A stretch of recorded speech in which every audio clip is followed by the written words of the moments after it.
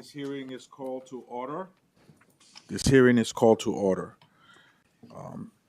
Good morning, everyone. I am Congressman Adriano Espaillat from New York's 13th Congressional District and the chair of the Congressional Hispanic Caucus. I want to thank Congressman Benny Thompson, who's the ranking member of an important Homeland Security Committee, as well as my colleagues that have joined us here today from across the country, particularly the Texas delegation, and of course, my good friend and colleague in the Congressional Hispanic Caucus, Congresswoman Sylvia Garcia. I want to thank you all, the Texas delegation, for hosting us here today, for your hospitality, and for your interest, genuine interest in this case. The entire nation is watching this case. First and foremost, I want to thank the Salgado family. My heart goes out to you. Mi corazón está con ustedes. No family should go through what you're going through. Ronaldo, Lorenzo, we are here today in solidarity with you to make a pursuit of justice for your father. He will not be forgotten. No, nunca olvidaremos a su padre. Gracias por su coraje de estar aquí hoy con nosotros. Thank you for being with us here today. Just 6 days later, after the killing of the Salgado, another incident occurred in Maine where an ICE officer shot and killed Johann Sebastian Duran Guerrero, a 25-year-old, a father with a work permit, in front of his 3-year-old daughter.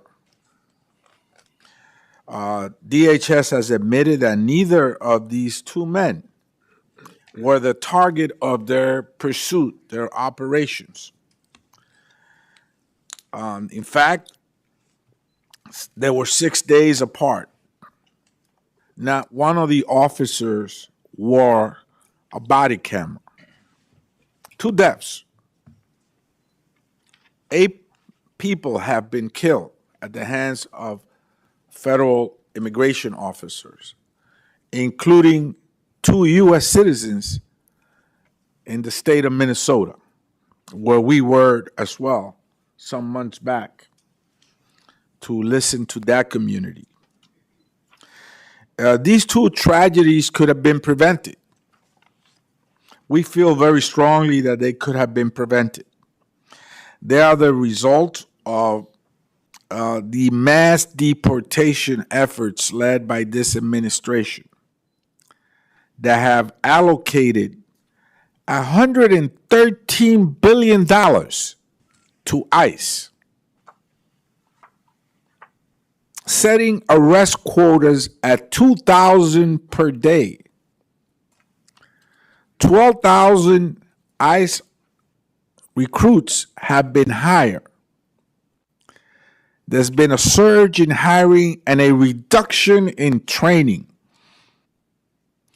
The body camera program has not been implemented, although they got $20 million for it. The use of deadly force has not been addressed. The importance of improved training has not been addressed. The critical importance of mental fitness of these agents has also not been addressed. So this is a perfect storm that unfortunately has led to the killing of people across the country. So we're here to support the family and to listen to the community. We've invited ICE, and they refuse.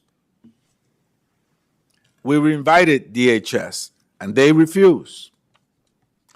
We invited the FBI, and they refuse. Our federal authorities have refused to come forward.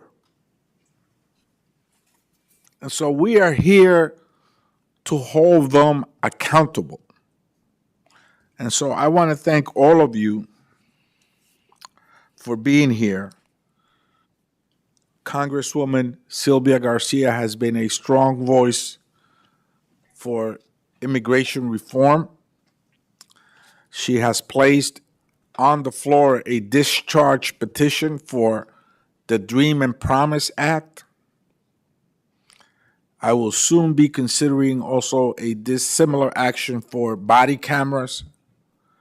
And of course, there is an ongoing discussion, a broader discussion about immigration reform in general that we must address. And so the Hispanic Caucus, the Congressional Hispanic Caucus, has been active in cases like this. We have been in the courtroom where we were successful in gaining access to the detention centers at Dilley, at Delaney, at Delanto, at several detention centers across the country.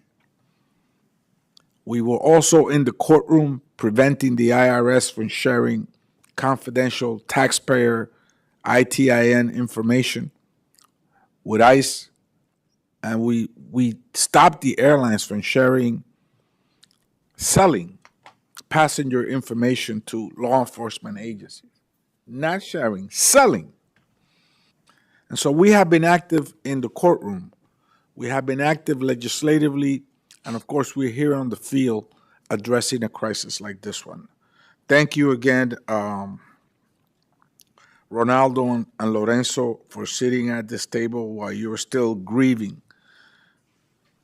Yo sé que ustedes todavía están muy afectados por esta tragedia y por eso estamos aquí con ustedes.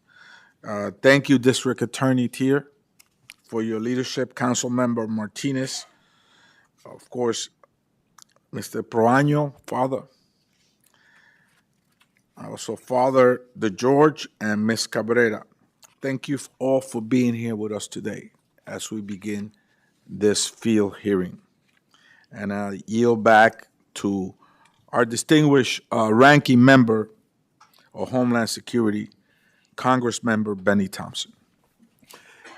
Thank you, Chairman Esfiat and the Congressional Hispanic Caucus for helping me organize this important oversight forum today. Thank you also to Sylvia Garcia for hosting us here in Houston. Your leadership helps ensure that communities are heard by Congress and that the Trump administration and the Department of Homeland Security are held accountable. We are here today to address the tragic killing of Lorenzo Araujo, who was shot by ICE agents on July 7th, 2026. Over the years, the Committee on Homeland Security has conducted oversight on countless issues, but none have been more urgent than Americans and immigrants alike being locked up, assaulted, shot, and even killed by the Department of Homeland Security, including ICE and CBP. It pains me that the friends and family members of Lorenzo are not the only ones who have suffered this tragedy at the hands of DHS. Preceding Lorenzo's death, Ruben Ray Martinez, Miramar Martinez, Renee Good, and Alex Preddy were also shot in cold blood. Countless others have been beaten, harassed, and detained without cause. What we have seen time and time again following these deaths is a pattern of obfuscation and misinformation by DHS. The facts before us today in Lorenzo's killing follows this deeply disturbing pattern. Despite the lack of body-worn cameras footage ICE rushed to claim self-defense, but that narrative has been contradicted by others in the van. We also know that these same witnesses have been detained by ICE and pressured to self-deport. That's the obstruction, and it's the incompatible with a creditable investigation. ICE also initially claimed that Lorenzo was the target of an immigration operation, but hours later conceded that he was not the person ICE intended to arrest. Harris County District Attorney Sean Trier, who is here with us today, says federal authorities have refused to cooperate with his office. ICE has cut off access to surveillance footage, vehicle logs, operation data, and even refused to turn over basic information on the incident. ICE cannot stonewall local law enforcement. We will not tolerate such secrecy when a community demands truth. Sadly, less than a week after Lorenzo's death, ICE fatally shot another man and a father to a 3-year-old child from Maine. The victim of this shooting was also not the intended target. Again, there was no body-worn camera footage. And again, DHS claimed that the shooting victim had endangered public safety. In other words, ICE followed its usual playbook in the wake of a shooting by one of its officers. The lack of body-worn cameras footage is unacceptable and has been a hallmark of these operations. DHS blames the lack of cameras on government shutdowns, but even months after DHS pledged to rapidly deploy the technology, they are still not in use. And to no one's surprise, the Trump administration has no interest in reforms that will save lives. In response to these two most recent killings, ICE quietly instructed officers to cease most of the vehicle stops, a tactic admission that the tactic had been out of control. Yet, within a day, President Trump publicly reversed the pause in a social media post ordering that traffic stops continue. This is no way to manage law enforcement operations. It will only lead to more tragedies. Today's forum is about putting facts on the record, cutting through the misinformation, and demanding accountability. Accountability means evidence. We demand DHS cooperate with local law enforcement agencies by sharing all the evidence in its possession on these shootings. Accountability means reform. Body-worn cameras must be in active use by every ICE agent. Witnesses must be protected against deportation. ICE must submit to independent and transparent investigations following any use of deadly force. To Representative Espaillat, the CHC, our witnesses, and the Houston community, thank you for your courage and commitment to this most sacred work. Today, we honor Lorenzo's memory as well as the other victims of ICE violence by demanding truth, accountability, and reform. With that, I yield back. Thank you, Ranking Member. Before introducing the next speaker, I want to thank the members of the Congressional Hispanic Caucus for teaching many across the country how to fight for immigration. We saw how Congressman Joaquin Castro went to Delhi to rescue young children there. How Congressman Menendez been to Delaney, and how the Congress members from the Congressional Hispanic Caucus have been at the forefront of the fight for justice for immigrants across the country. And I yield now to, of course, your representative here in Texas in the 29th District, and the whip of the Congressional Hispanic Caucus, Congresswoman Sylvia Garcia. Thank you, Mr. Chairman, and thank you to the ranking member and to all my colleagues who are joining us here today. I especially also want to thank the witnesses who have agreed to testify and all the members of the public who have taken the time to be here. This hearing is about accountability. It's about transparency and ensuring that the responsibility that we have to uphold the Constitution is carried out and that federal government exercises its authority under that Constitution. It is my honor to represent the 29th Congressional District in Washington. The communities I represent have contributed to the strength and success of not only our city, but in fact, our country. There are communities built on family, faith, hard work, and there are communities that believe in opportunity, where neighbors look one after each other, who believe that every American deserves a free, safe space to pursue the American dream. For months, I've heard from people in my community who are scared. Parents are afraid to drive their children to school. Workers are afraid to go to work. Seniors are afraid to go to church, buy groceries, and go to even doctor's appointments. On July 7th, our community's worst fears became a tragic reality when a federal enforcement operation ended with the death of Lorenzo Salgado Arrojo. Since that day, families across Houston have been asking the same questions. How did this happen? Could it have been prevented? And who will be held accountable? Houston is one of the most diverse cities in America. It is a city built by immigrants from every corner of the world. They have opened businesses, served in our military, cared for our children, and helped make Houston the extraordinary city it is today. Our immigrant communities are not strangers. They're our neighbors. They are members of our churches. They coach our children's soccer teams. They sit beside us in classrooms and workplaces. They're part of the fabric of the city. That is why what happens during immigration enforcement operation matters, not only to those directly involved, but to the entire community of our city. It matters whether constitutional rights are respected. It matters whether families are treated with dignity and respect.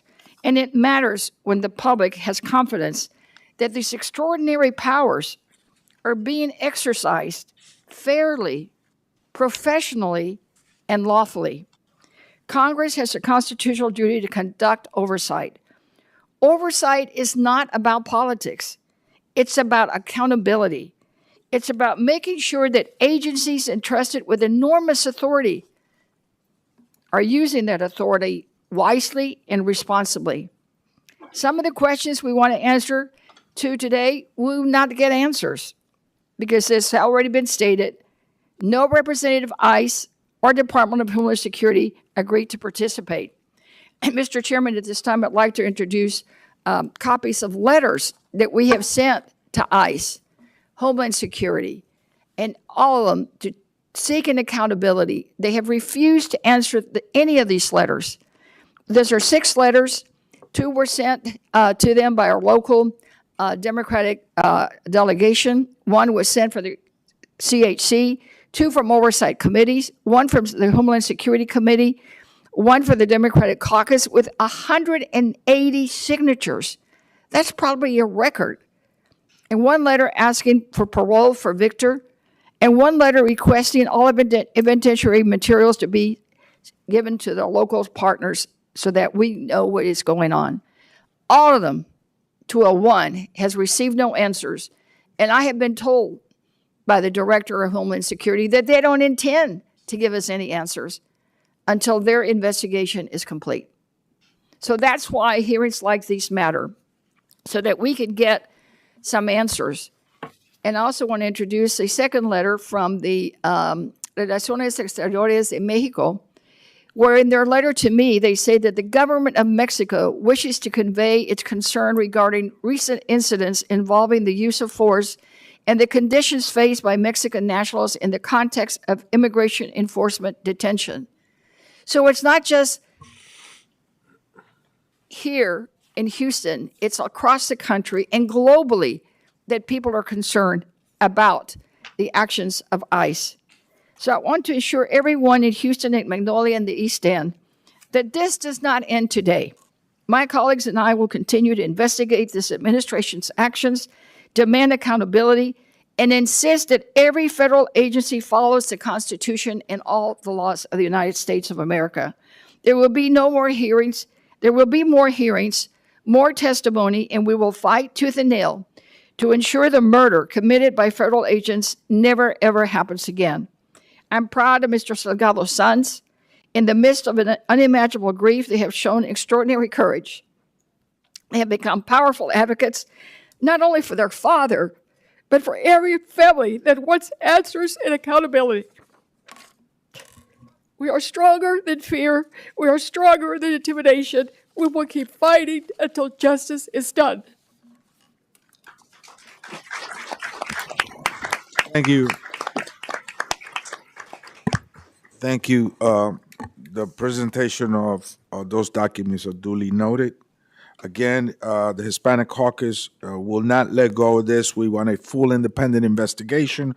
We want DHS to cooperate with the Harris County District Attorney and the Texas Rangers instead of stonewalling them. We want every piece of evidence preserved, released to the public, and we want the 3 witnesses still in federal custody, protected and not deported, where they cannot testify.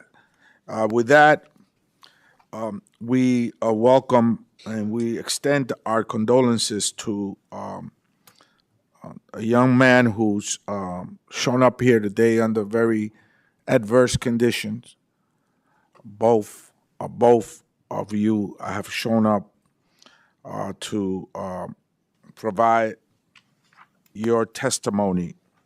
So please, we welcome, of course, Ronaldo Salgado Araujo.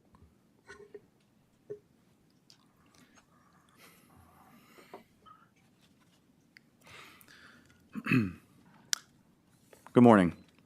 My name is Ronaldo Salgado. And I am Lorenzo Salgado Jr. We are 2 of Lorenzo Salgado Araujo's sons. Thank you for the opportunity to speak with you today.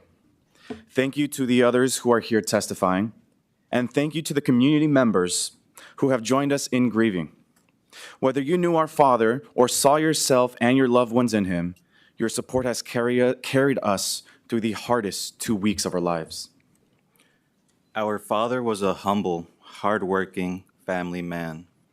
He didn't need anybody to know his name. He worked hard to protect and provide for our family, to put me and my siblings through college. He taught us that good things come to those that work hard. Our father was also a man of many routines. His last day started like so many days during his 35 years in this country, a country that he loved. He and my mom woke up before the sun. She cooked him a big meal to carry him through the day. He said goodbye to her and to our dog, said a prayer inside his van, and was out the driveway before 6 a.m. to pick up his construction crew. Men he'd worked alongside for years, family men who took great pride in their craft to provide for their own families. One of these men was our dear uncle, Victor Hugo. At about 7 a.m., our mom called to tell us our dad was in trouble. We suspected it involved ICE. As a family, we talked more than once about what would happen if our dad encountered ICE officers. We dreaded the call, but we were prepared. We believed there would be a process and that no matter what happened, there would be a way for our dad to come home. I drove an hour to his work site, but no luck. But then I learned on Facebook about ICE activity near Canal and Wayside. I never imagined it was him. When I got to the intersection of Canal and Wayside, I found his van, but I didn't find him. I stayed for hours asking anyone, law enforcement, neighbors. I even asked a homeowner if I could climb on her roof to see if I can see something. I learned again from a Facebook post that our dad had been shot. Not because I could see him, but because I could hear his voice on videos posted online crying for help. Hours after the video was posted, I finally had learned that my dad had been taken to Bentop Hospital, but with no signs of his condition. I waited there for hours until Congresswoman Sylvia Garcia stepped in and demanded answers. Finally, it was confirmed. My dad, Lorenzo Salgado Araujo, age 52, had died from his injuries. Over the past 2 weeks, we've had to grieve our father too soon and without straight answers.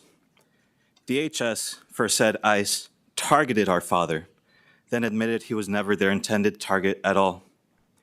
DHS also said he weaponized his vehicle, a claim the 3 men who were in the van with him have directly disputed, and one that the surveillance footage made public so far does not appear to show.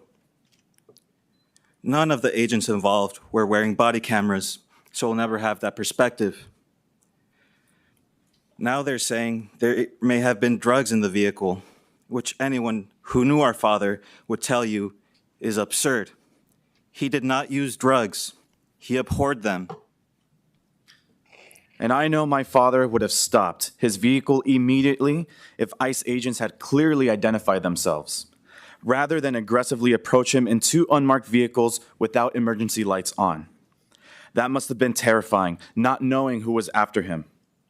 We had talked about what would happen if he were to be stopped by ICE and how he would conduct himself.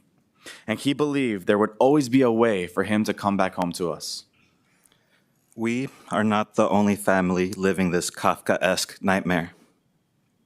Shortly after our father was killed, a 3-year-old girl in Biddeford, Maine, watched federal agents shoot and kill her father, Joan Sebastian Duran Guerrero. He too was later confirmed not to be their target.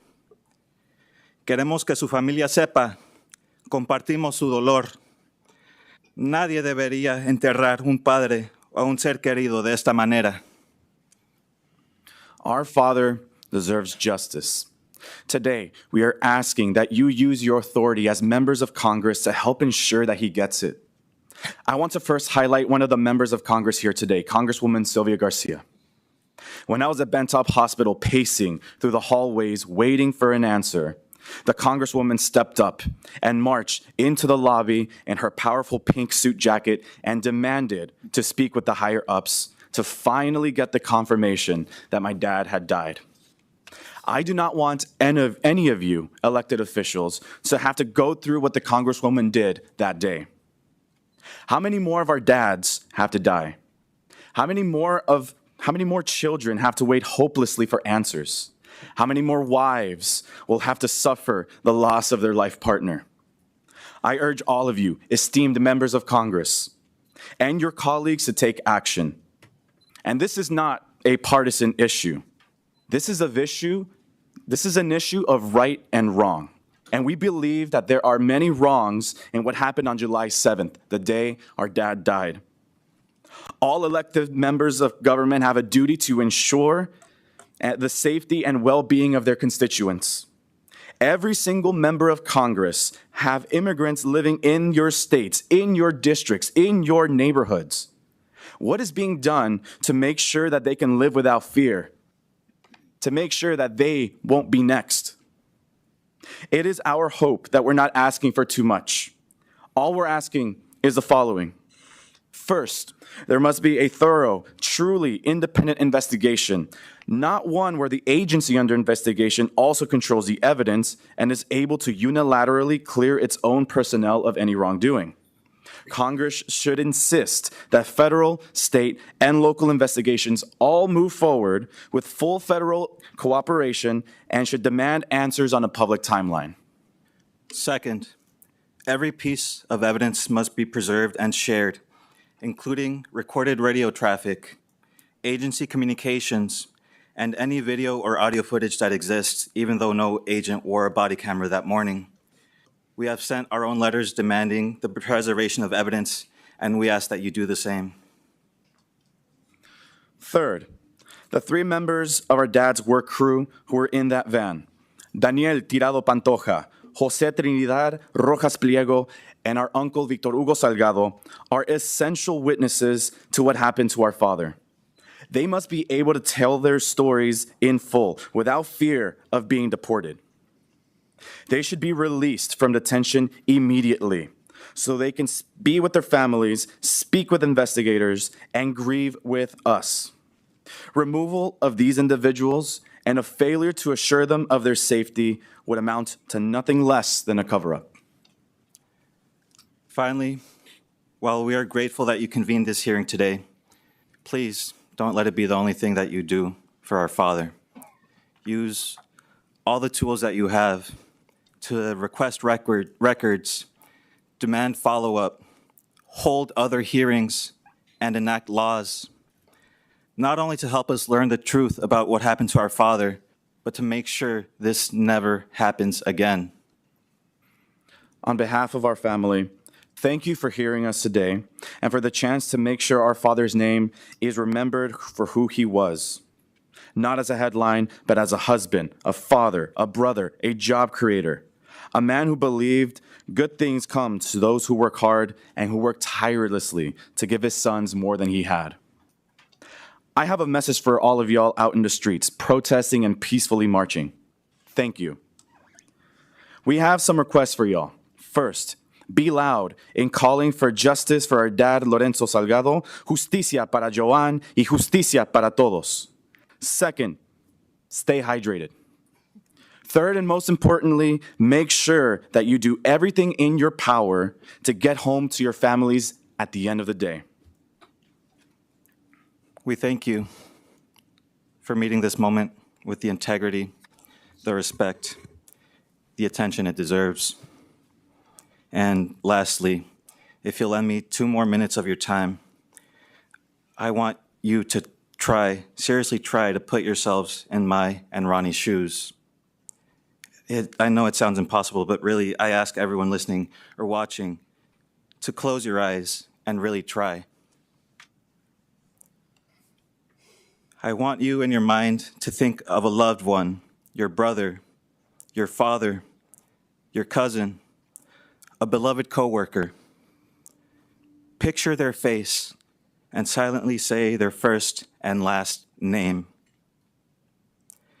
Picture that loved one's face, pinned to the ground, in pain, and yelling out in desperate need of help.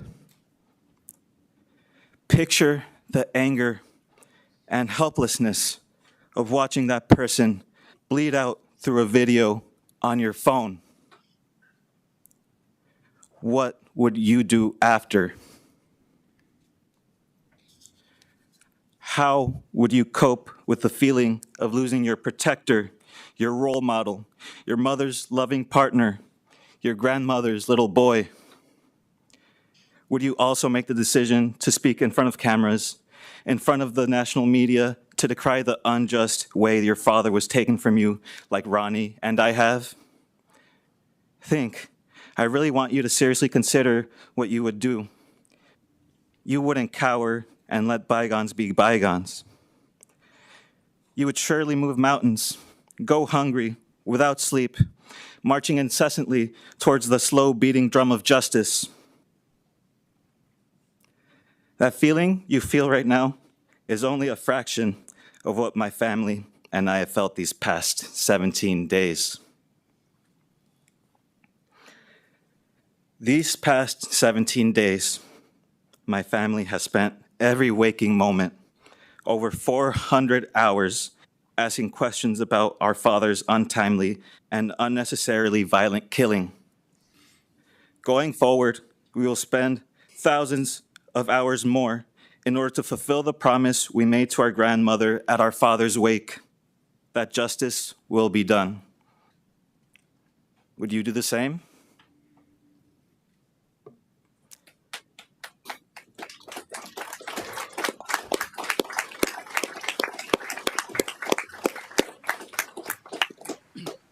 We thank you for your efforts to make sure Lorenzo Salgado Araujo gets the justice he deserves. Thank you.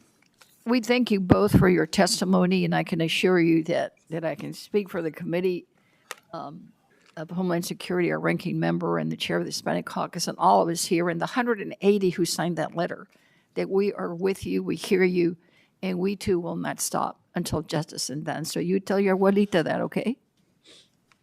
So next we have our witness, Sean Tier, who is our Harris County District Attorney.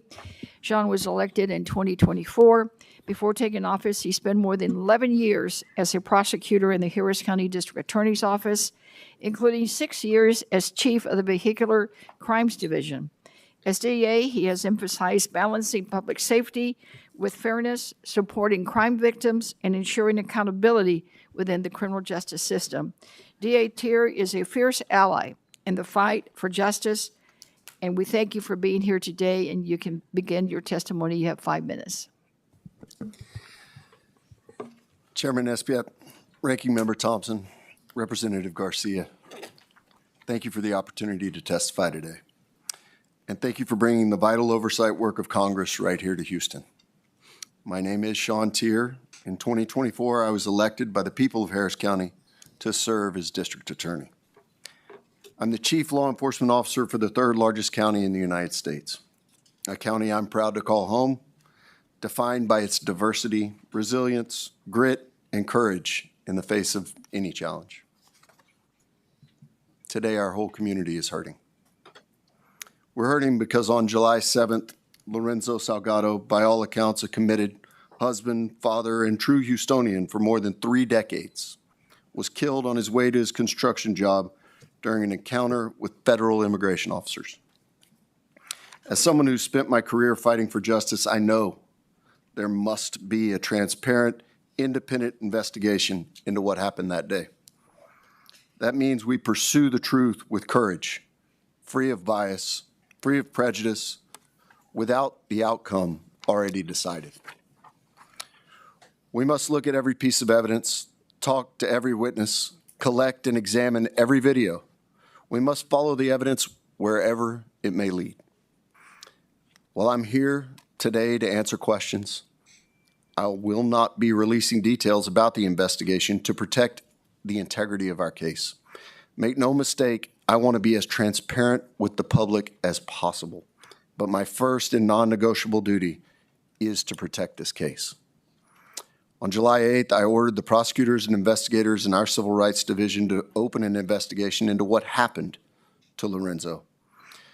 Since then, for the last 14-plus days, this team has spent every single day in the East End collecting evidence and interviewing witnesses. Understand that this parallel independent investigation by the Harris County DA's office is not unique. It's been the standard practice for decades. When a civilian is killed by an on-duty member of law enforcement, we investigate. In fact, law enforcement routinely invites the DA's office to the scene so we can immediately begin our own independent investigation. We owe it to the officers who put their lives on the line to protect our community. We owe it to the grieving families deserving of a thorough by-the-book review. When misuse of authority is uncovered, we will pursue that accountability through the law. What was unique on July 7th was that an invitation to the scene never occurred. I want to be clear, that was not okay. It can never be the case that a life is taken by a law enforcement officer and a proper independent investigation doesn't immediately begin. In most instances, our independent investigation determines that proper procedures and laws were followed. Confidence in the criminal justice system demands that this independent investigation occurs. However, as I'll mention later, the tactics being used by ICE are threatening public safety overall. Again, since this is now an ongoing investigation, I won't discuss what we know or what we don't know. I can't provide information about potential charges or potential targets, and I'm not going to speculate on a timeline for our investigation. Doing so is premature and would jeopardize the integrity of the entire investigation. But here's what I can say. First, this investigation is moving rapidly. We don't have all the pieces, but we are making significant progress. Thanks to the public, we've received information that's helping to shape this investigation, which is also partly why I'm here today. I continue to urge anyone, particularly witnesses and neighbors from the East End, to come forward if you haven't already. You can trust my team. Our only goal is to get to the truth. Second, local law enforcement partners are now working with us to share information to support our investigation. We've collaborated with the Houston office of the FBI, the Houston Police Department, Harris County Constable Precinct 6, and Houston Metro. And I especially appreciate the support of the Department of Public Safety, Texas Rangers, who are working alongside our team of prosecutors and investigators to ensure a thorough investigation. Before I close, I need to take a moment to share with you serious concerns I have about the immigration enforcement tactics we've seen deployed around the country and the effect they're having on law enforcement overall. Those of us in law enforcement don't take issue with deporting violent felons. However, here in Harris County, there are crimes and cases my office has not been able to prosecute because witnesses are scared of immigration consequences. They refuse to come forward or testify for fear of being deported. Unauthorized individuals are especially vulnerable. We know fewer domestic violence cases are being reported because victims are too afraid to cooperate with local law enforcement. Last year, a material witness in a pending murder case was literally on a plane to El Salvador when we were able to intervene. And this witness had a pending U visa at the time. And before you ask, I can't elaborate on that one either because it is still a pending case. Our job is to ensure crucial witnesses must remain here so that we can pursue justice. And in this investigation, witnesses must feel safe to come forward with information about the events of July 7th. They can't fear immigration consequences. What's happening isn't helping public safety. It's certainly not justice, and it's un-American. Again, I want to thank you for the opportunity to testify today and your work to help us restore the trust between law enforcement and the communities we serve. And I know at the end I'll be happy to answer any questions I can. Thank you all.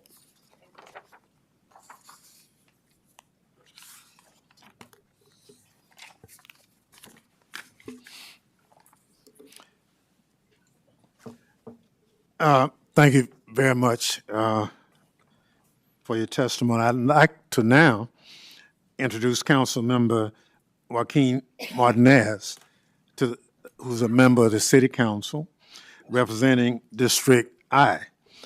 District I is where this situation occurred with ICE officers. Councilmember Martinez has been at the forefront of advocating for transparency, accountability, and independent investigations into this untimely death. A lifelong East End resident and dedicated public servant, he spent over a decade strengthening the community around him. Mr. Martinez. Honorable Chairman Espaillat, Ranking Member Thompson, Congresswoman Garcia, and members of Congress and distinguished guests, thank you for inviting me today to testify. My name is Joaquin Martinez, and I proudly serve on Houston City Council representing District I, where more than 75% of my constituents are Hispanic. But long before I was elected to public office, I was simply a kid growing up in Houston's East End. I am a son of immigrants and one of 12 children. My father worked tirelessly to provide for our family, teaching us that there is dignity in hard work, personal responsibility, and keeping your word. My mother dedicated her life not only to raising 12 children, but ensuring that neighborhood kids, friends, and anyone who needed help, a helping hand, always felt welcome, supported, and cared for. Service wasn't something my parents talked about. It was simply a way of life. They taught us that success isn't measured only by what you achieve, but by how you serve others and strengthen your community. Those lessons shaped who I am. They are why I chose public service, and they are why this issue is deeply personal to me. Houston is one of the most diverse cities in America. Our immigrant communities are not separate from our success. They are essential to it.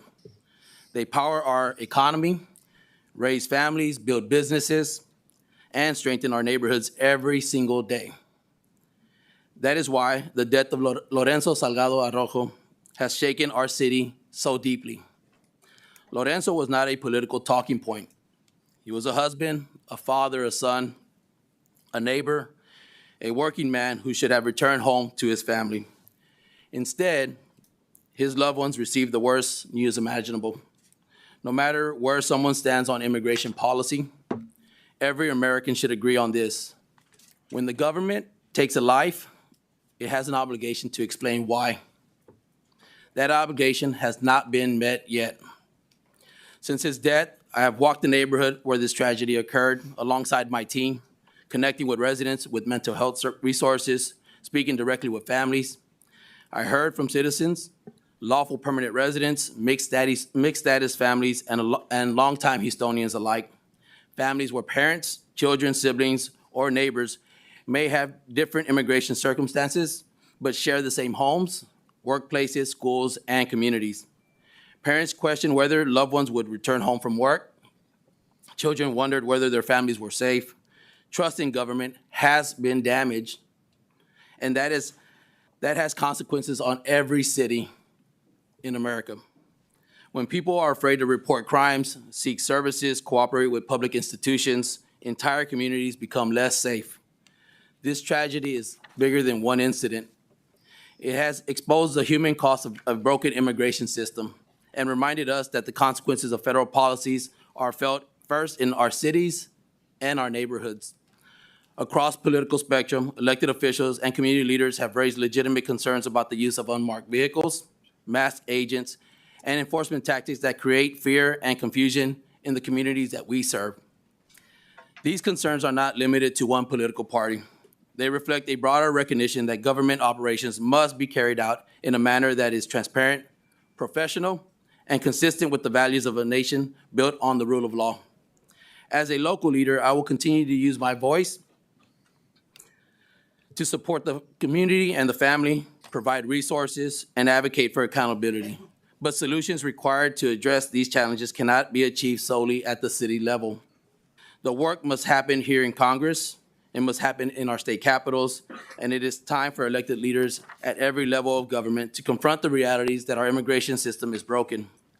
We cannot fix a broken federal immigration system from City Hall. That responsibility belongs to Congress. This is not a Republican problem or a Democrat problem. It's an American problem that Congress, under administrations majorities from both parties, has failed to solve for decades. Congress must conduct meaningful oversight of this incident, demand transparency and accountability, examine enforcement practices, and finally deliver comprehensive immigration reform that protects public safety, respects the rule of law, safeguards our constitutional rights, and reflects the dignity of every person.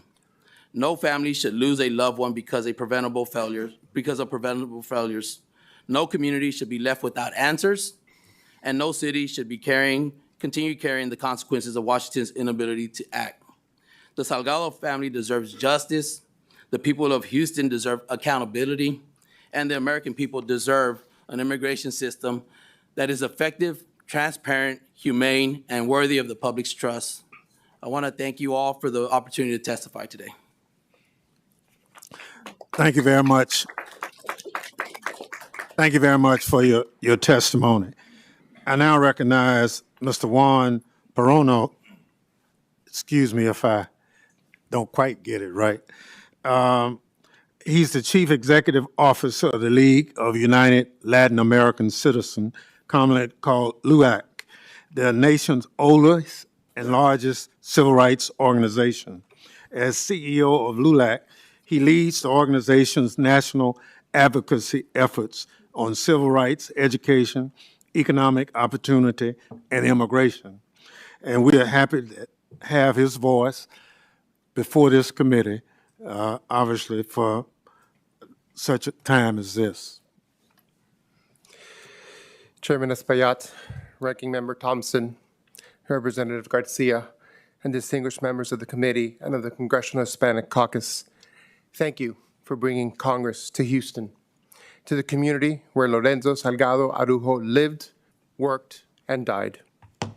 My name is Juan Proaño, and I'm the Chief Executive Officer of the League of United Latin American Citizens, the oldest and largest Latino civil rights organization in America, founded in 1929, right here in Texas.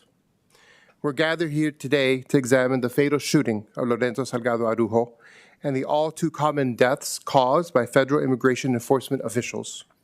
Before I begin, I want to take this opportunity to recognize Lorenzo's family. They have gone through heartbreak that no family should be forced to bear.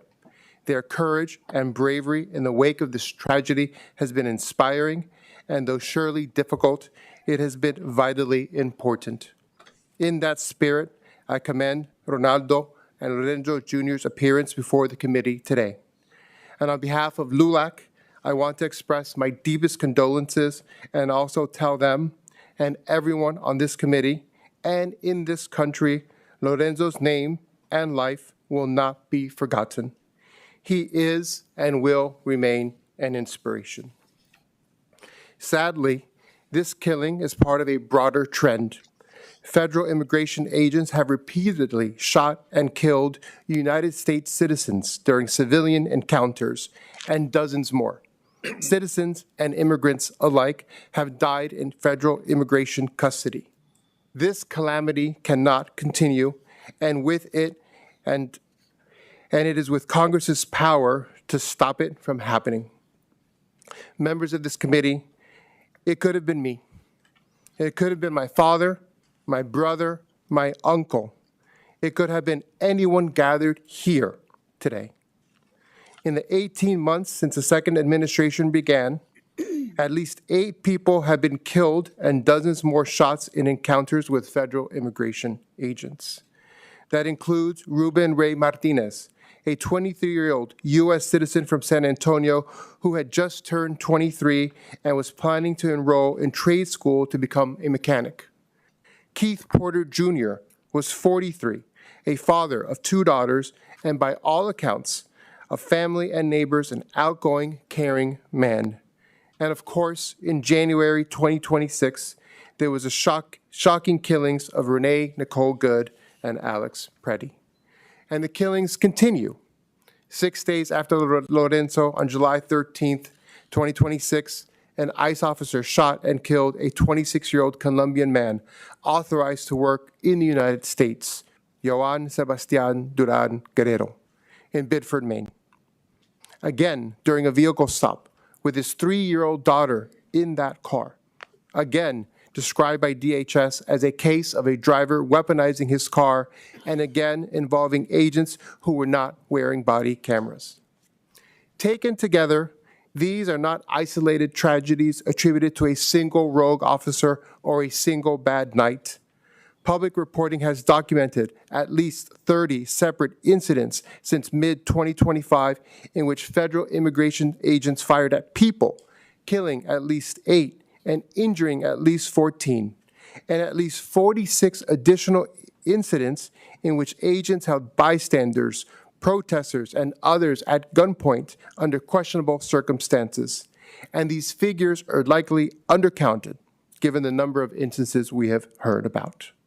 And the danger does not even end when someone survives an encounter on the street.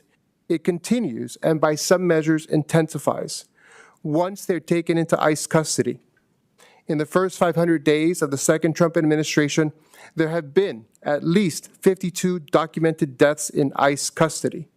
The mortality rate inside ICE detention centers is now at its highest level in more than 2 decades, nearly 4 times the rate under the prior administration, and more than 2.5 times the rate during this administration's first term. These increasingly dangerous conditions with record numbers of detention are increasingly hidden from public view. Last month, ICE ended a policy that required it to notify Congress and investigate the deaths of detainees who die within 30 days of release from custody, precisely the population most likely to have died from conditions that began while they were detained. And the shootings and detention deaths described above are the most acute expression of a wider set of policies from the Trump administration targeting Latinos.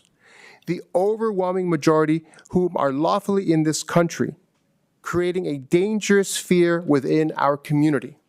In a Pew poll last year, half of U.S. Latinos said that they were worried they or someone close to them might be deported, and a majority said that they were personally aware of a recent nearby ICE arrest or raid. So what can be done to end these cruel and inhumane policies and actions? LULAC offers 3 areas for this committee to take action: accountability, reform, and creating legal pathways to citizenship. First, Congress and DHS should support an independent investigation into Lorenzo Salgado Arujo's death, as the Houston mayor and police chief and Lorenzo's own family have called for, with independent law enforcement officials given access to every video, radio transmission, and piece of physical evidence, and the officers involved identified to investigators. ICE should also reinstate the policy it rescinded last month, requiring the agency to report to Congress about the investigation of deaths of detainees that occur within 30 days of their release. That must also be made available. And we need more accountability, not less, in the longer term. Congress should establish an independent use of force review board from the Department of Homeland Security, empowered to refer cases for prosecution so that no federal officer stands above the law that he enforces. Second, the time has come. Congress must reform ICE, the way that nation has reformed every institution that has lost the public's trust.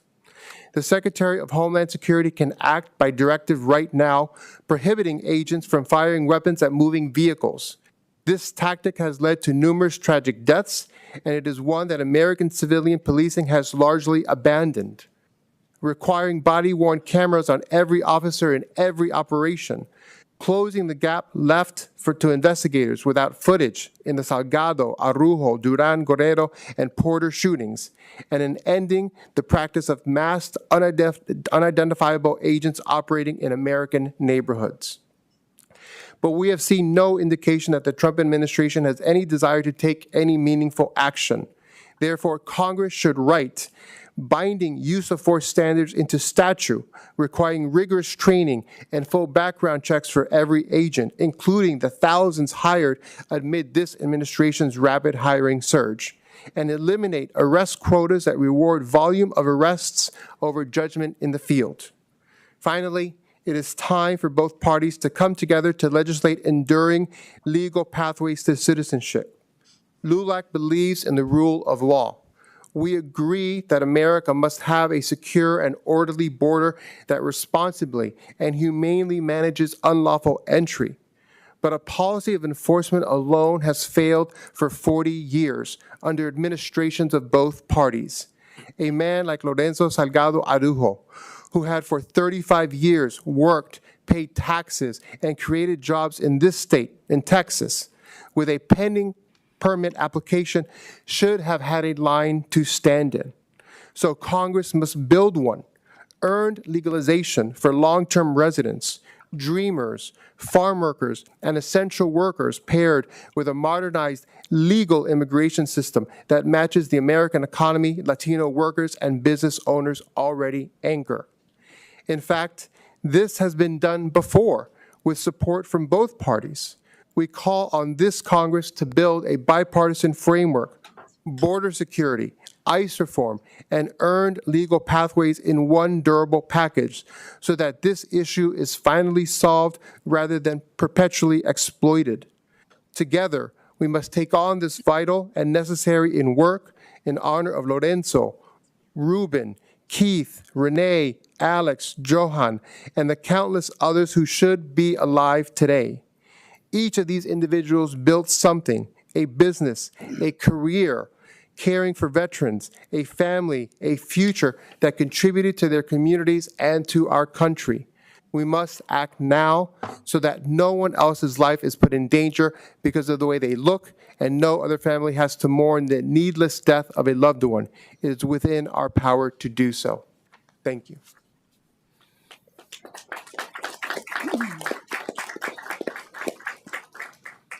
Thank you. Our next witness is Patricia Cabrera, Director of East End Communities, a collaborative dedicated to strengthening Houston's East Side through resident-led initiatives and community partnerships.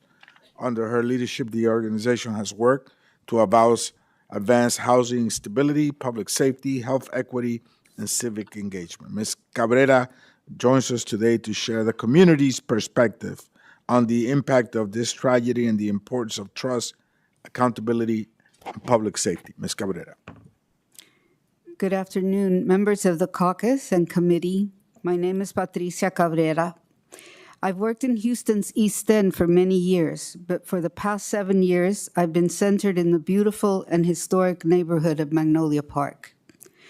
To understand the depth of the trauma our community experienced with the death of Mr. Lorenzo Salgado Araujo, you must first understand Magnolia Park.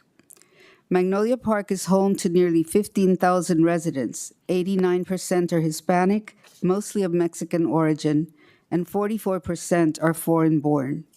Local research tells us 1 in 4 residents is undocumented or lives in a mixed-status household.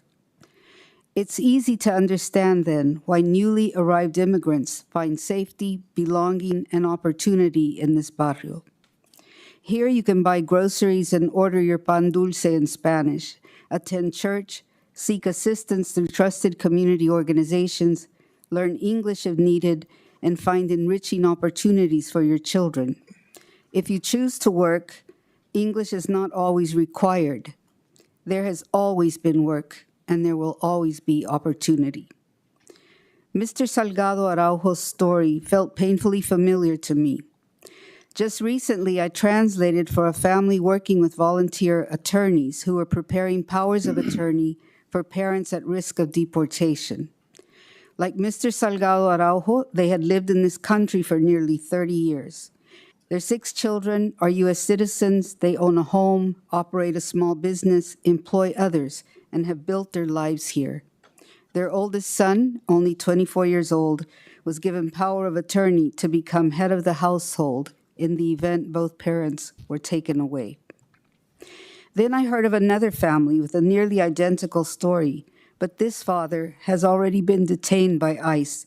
His company vehicles have been confiscated, and his family has already paid $45,000 to an attorney who is requesting another $50,000. These stories made me wonder, what was happening 30 years ago that brought these young men to the United States? I learned that Mexico was experiencing a devastating economic crisis as the peso lost much of its value. At the same time, the American economy was growing rapidly and desperately needed workers. They came seeking opportunity, and this country benefited from their labor. For 3 decades, these men and women helped build our homes, roads, businesses, and neighborhoods. More importantly, they invested in the future of this country by teaching their children the value of hard work, education, and service. Many were the parents of the dreamers, whose potential was ultimately recognized through bipartisan efforts that allowed them to pursue higher education and careers. Today, many of these children are professionals, business owners, public servants, and taxpayers contributing to the United States. These families are not criminals. They represent the very qualities any nation should value: resilience, sacrifice, commitment to family, and belief in a better future. They chose to build that future here. So I find myself asking, who would come to Magnolia Park to hunt for dangerous criminals? Even our local police department, who share monthly crime statistics with us, consistently tell us that crime in Magnolia Park continues to decline, and officers often point out that some more affluent neighborhoods experience higher crime rates than ours. In the past couple of years, I have attended many funerals in Magnolia Park. They always remind me of the extraordinary bonds that exist here. Multiple generations gather with neighbors, elected officials, civic leaders, and friends who return home to honor lives well lived. This is a community that celebrates together and grieves together. But this funeral was different. Its impact reached far beyond one neighborhood. People across Houston and across the country saw this loss as their own. We are not only mourning Lorenzo Salgado Araujo, a beloved father, a valued community member, and someone who is irreplaceable to his family. We are mourning something larger: the erosion of trust, dignity, and our shared humanity. Can people trust that those elected to serve them will value their lives? Must families live in fear of the very government meant to protect them? Our community feels anger, but before anger comes despair and helplessness. When we ask for answers and accountability, we are too often met with conjectural trade-offs. What is the price of a human life? And what is the cost of allowing more lives to remain at risk? Thank you for coming to Houston, to hear us, to see us, and to bear witness. We ask you to use your platform to demand meaningful oversight of DHS enforcement tactics and renewed attention to comprehensive immigration reform. Magnolia Park deserves answers. It deserves accountability. It deserves the right to live without fear. But today, we are all Magnolia Park. Thank you for your testimony. Our next witness is Father Salvatore de George, a Catholic priest with the Missionary Oblates of Mary Immaculate, who has spent decades serving Houston's immigrant and working class communities. Throughout his ministry, including as pastor of St. Patrick Catholic Church, Father Salvatore has provided pastoral care and support to families navigating hardship and uncertainty. We appreciate his willingness to join us today to offer his perspective on the human impact of immigration enforcement and the importance of dignity, compassion, and justice. Thank you, Father. Thank you very much, everyone, for the invitation. And thank you, Congressman, for not bringing up that I'm old. And also, the question I was asked to poll the people about in our area, I'm in a parish that really encompasses the area where Lorenzo was shot and killed. So my task was to poll the people. I polled about 30 people once in a group of 9 and asked them what is different now that they have seen this violence. And this is mostly what I've culled from it. I have a text, but I'm going to stray a little bit, which is dangerous, but whatever. He also did not mention that I'm a second-generation immigrant Sicilian. I am immigrant stock and very proud of it. So some of this touches me personally. First of all, what has changed? Fear.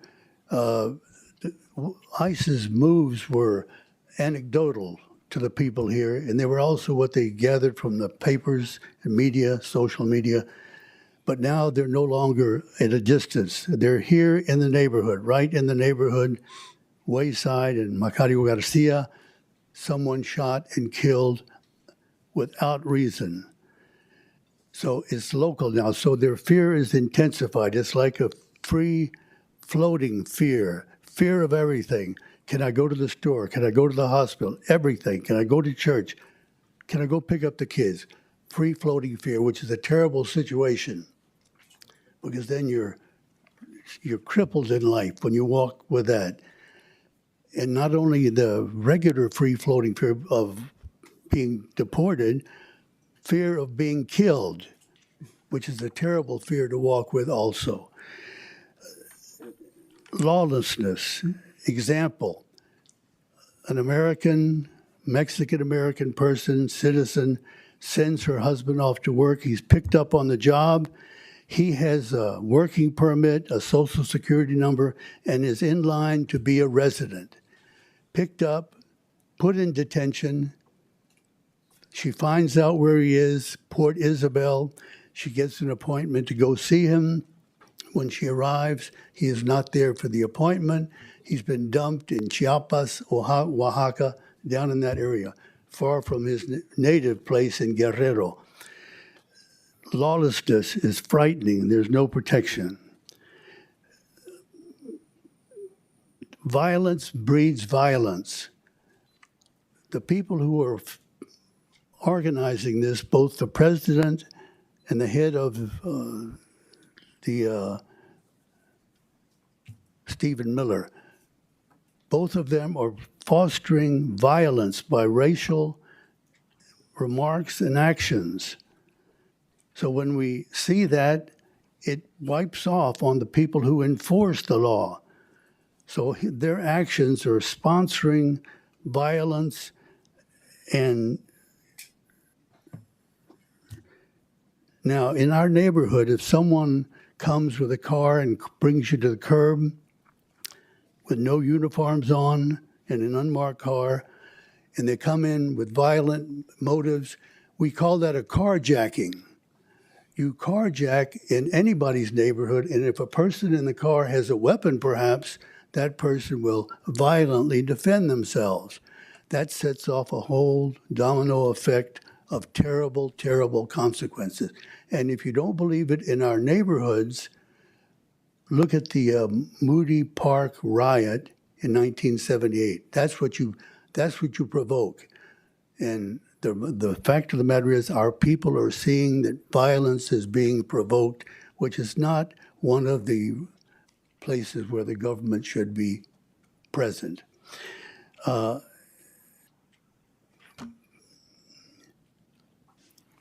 Point in question. The people in the parish, they feel like they're less than very often by what goes on. They've been told, if you do anything wrong, you will be hunted down. Let's talk about hunting an animal. Christy Noam in the airports until she was fired. So when we see that, we look at the aggression, fostering aggression, and it's a terrible situation. The legacy of the good man who was killed, his sons who spoke so valiantly and also spoke at the session with the union members, they must be full of terrible grief and rage at what happens. Well, what happens when we find ourselves in terrible grief and rage? We have to find a place to direct that. Your good Mexican-American children and grandchildren. You said your grandmother told you to do something. Isn't that right? Well, get it done. Your dad has left a legacy of a beautiful family and a legacy of homes built in Houston by him and his crew. That's a beautiful legacy. But there's another legacy that we, the groups I spoke with said, we want another legacy for them. And that legacy is the same legacy that was affected when Vanessa Guillen, by her family, who stuck with it, who turned the rage and the terrible, deep sense of loss and guilt, they turned that into what? They turned that into a dogged fight for justice. So much so that the people in the parish said, wouldn't it be great if one of these days we had the name of Lorenzo Salgado Arujo, if we would have his name shining in the stars of heaven like the names of Vanessa Guillen, Sandra Bland, Rosa Parks, and others, that the legacy also be a profound legacy of justice that we can remember and that will make you so proud. The blood of your father would water that beautiful tree of justice, just like the blood of Christians watered the beautiful Christian of your faith. And lastly, the people of the parish, their faith. Surprisingly, their faith is still very strong. They believe in a loving and protective God that walks with them. They believe in the Blessed Mother whom they have such a profound devotion to. The Blessed Mother who was hunted down, like they have witnessed being hunted down by Herod to protect her child. Now, their faith is very strong, but one of the little nuances on their faith that I've noticed is they've used evidently an anecdotal thing that our Islamic brothers and sisters quote all the time. They say, "See, yes, trust God, but tie up your camel." They're very, very careful to be careful not to get chosen for death or for deportation, but they still have a dogged devotion, and their faith is still in the gracious, loving God who walks with them and the compassionate Mother to whom they are so devoted. Lastly, Thank at you. one of the rallies, as you work with this work of justice, recall the words that were cited at the last rally that we were at together, the two sons from Plato. Remember that we have to get involved. The price of apathy towards public affairs, says Plato, is to be ruled by evil men. 400 years before Christ. There you have it. Lastly, I'd really like to thank all of the persons here that are sponsoring this. Sometimes I think that perhaps you're working out a different mindset than I am. I think the world has been insane after 87 years, insane. The problem is we don't always realize that the patients have taken over. The patients have taken over.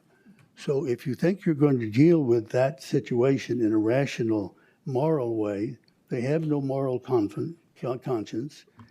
They are working out of a cultic, invincible ignorance, and that's difficult to work with. So thank you for your presence and good luck with what you're trying to do. But if you get the wrong perspective on who you're working with, who knows what that's going to do. Pardon me, I've Thank gone you, over Father. time. Thank you so much. I would appeal to my colleagues the nearly impossible task of trying to get back on time. And I guess it starts with me. My questions go to the district attorney of Harris County. I know that you have stated that there is an ongoing investigation, and as such, you're not privy to share with us certain information, but your office does review every death that occurs during an interaction with law enforcement in Harris County. In nearly many of these cases, you begin with film footage that may be available through either body cameras, surveillance cameras, or bystanders who record these interactions, which is captured under written activation policies held to retention schedules, which establish rules about when your prosecutors get access to it. In this case, you have none of that. The ICE officers were not equipped with the body cameras. The video does not exist. Surveillance footage and bystander recordings sit in federal custody, if there's any. So how does rebuilding this case differ, particularly and procedurally, from every other officer-involved death your office has handled? And what steps will you take to complete this to complete this and still move this case forward? What are the challenges given that reality? Well, Chairman, thank you. I will do my best to keep us on time as well.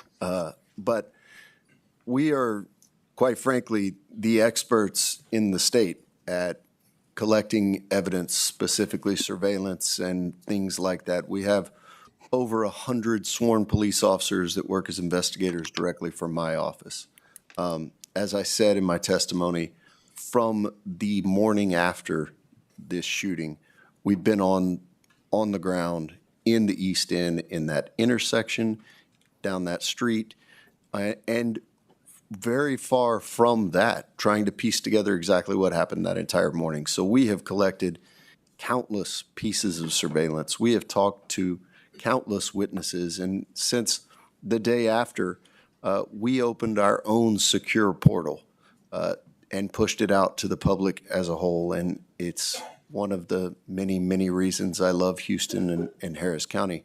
The community has rallied around us. We've gotten so many tips, pieces of cell phone footage, all the other types of things that we would have normally been able to get that day. We've been able to recreate a significant portion of that as well. It's not the same. And one thing that I will point to is a 2018 federal shooting fatality here in Harris County that was handled completely different than this one. It was an FBI agent who mistakenly shot a victim during a kidnapping recovery. The DA's office was on the scene. The DA's office from the very beginning was inside the rooms talking about evidence the way we do in all other shooting investigations. And we came to the end of that together with our law enforcement partners. This didn't happen that way at all. And it makes no sense. As we sit here today, Lorenzo's brother is having a hearing in detention about whether or not he gets to stay. He is, by all accounts, the most material witness in this shooting. And the fact that we're even going through the process to suggest he might not be here is it's unheard of. And they should not, those three men have committed no state crimes at all. They should not be in custody so that we don't have unfettered access to them, to be able to interview them, to be able to get exactly what happened while they sleep in their own beds, while they're with their families, and while they're not being treated the way they're being treated in Conroe. I apologize for the long answer, but Thank I thought you. it was worth it.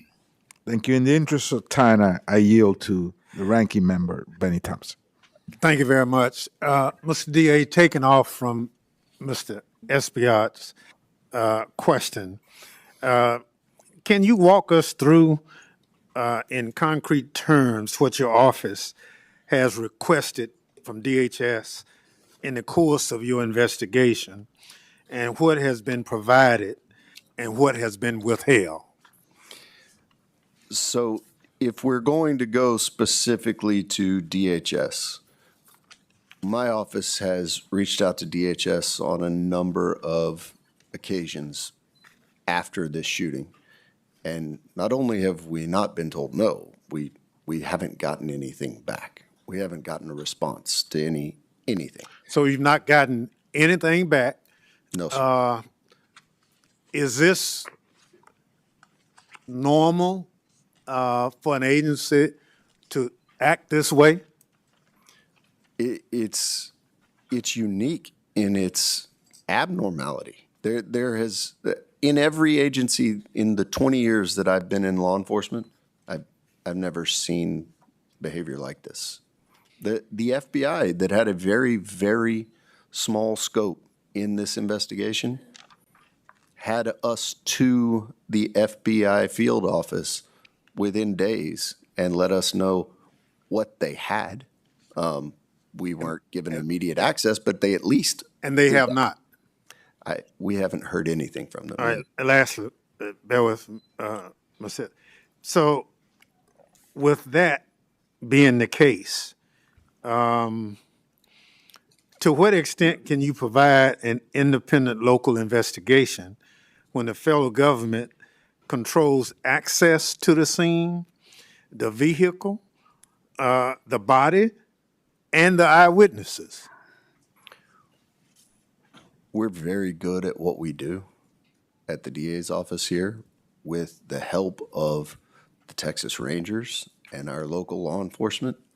I feel very confident in our ability to conduct the investigation that we do in all of these cases to an extent, but we're going to need the help of bodies like this one to compel DHS to give us the evidence that they would give, that all other agencies would give us. So we're going to be able to be as transparent and get justice, but we're going to need help to do it.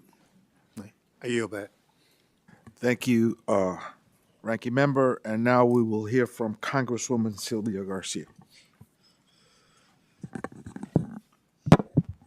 Thank you, Chairman, and thank you, Mr. DA, for being here today. I know you and I have visited about this case some, and I just wanted to ask you just point blank, as you continue to do your own investigation, you've responded to Chairman Thompson that you've gotten nothing. Have we even identified the shooter?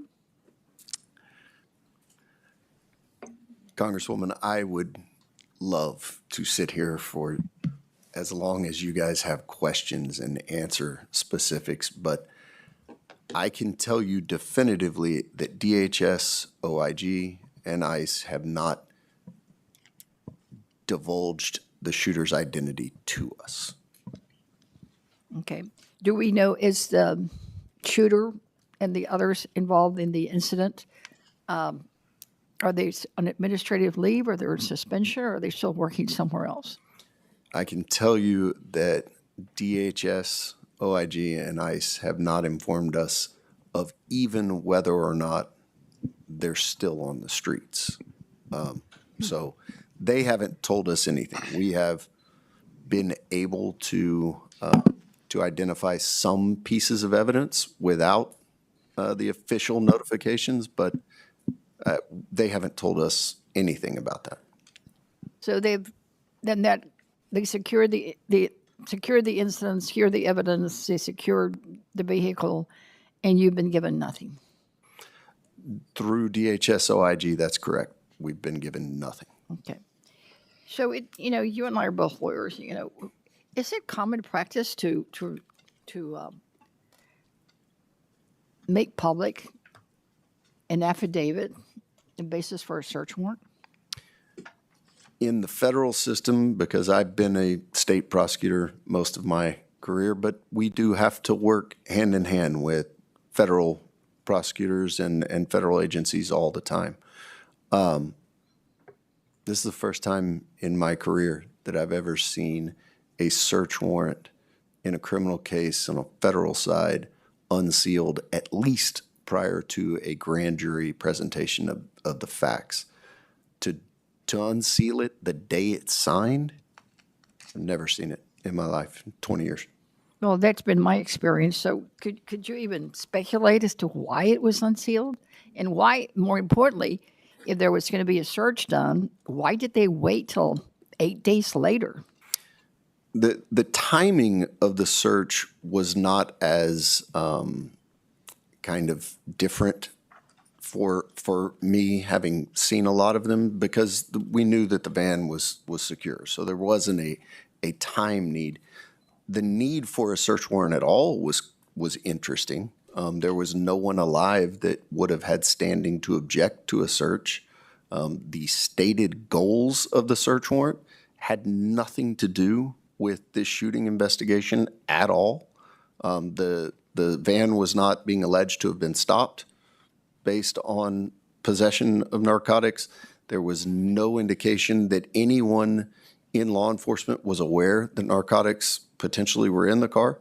And what the search warrant didn't contain, it didn't contain language that would have allowed the FBI or anyone to obtain the crash data recorder or the airbag control module, which would have been telling in whether or not the van was weaponized, as it was said. So, the entire thing really was not something that I would have advised my prosecutors or my law enforcement partners to have done. Well, it's unusual, especially since they described it that it was in plain view, which, of course, we know it's a term of art. But I just want to be clear. You said alleged drugs, and I want to make sure the public is crystal clear Right. that it's alleged. And And Congresswoman, I feel very confident that in short order, we're going to get the laboratory results back. And I think it'll be confirmed what the family has said numerous times, because everything that we've discovered about the 4 men in that vehicle, it would be extraordinarily out of character for those to be illicit narcotics of any kind. Right, and the family has conflicted that and said it's something that they use to hydrate. Yeah, when you're working outside in July in Texas, that's needed. Correct. Well, thank you again for all your work that you're doing. And Mr. Chairman, I have a question for Mr. Martinez, if you'll indulge me. Just one quick question. Council member, you've been a lifelong resident of the East End. Following this tragic loss, how has it changed the neighborhood? Can you share just maybe one or two little anecdotes in the interest of time, just one or two? Yes. To just so that Congress members here can feel what it does to the heart of a community. Yes, Congresswoman, thank you for the question. Ultimately, it creates fear and distrust. Distrust in creating safe spaces where folks have lived there for generations. It's not making it easy for local law enforcement to provide the safety that we're tasked to do for our residents and citizens of Houston. Thank you. I yield to my colleague from Houston, Congressman Green, and also a member of the Homeland Security Committee. Thank you very much, and I thank the ranking member Thompson for being here today, and Congressman Espaillat. I am privileged to present a document that has been presented to me from the Honorable Johnny Mata, the President and CEO of the Greater Houston Coalition of Justice. It concerns questions that he has that we will insert into the record at an appropriate time. I am deeply saddened by what has happened, and I know why it happened. Mr. Lorenzo Salgado Araujo was a good man, a good family man, a good family Latino man in a white van. He was profiled, and as he was profiled, he was being hunted. Father, you're eminently correct. He was being hunted. He was the prey of the day. He was a part of a quota that had to be met. And as a part of the quota that had to be met, he finds himself in a position such that he is being chased through a Latino neighborhood. Unfortunately, this ended with an extrajudicial execution. He was not given a fair trial.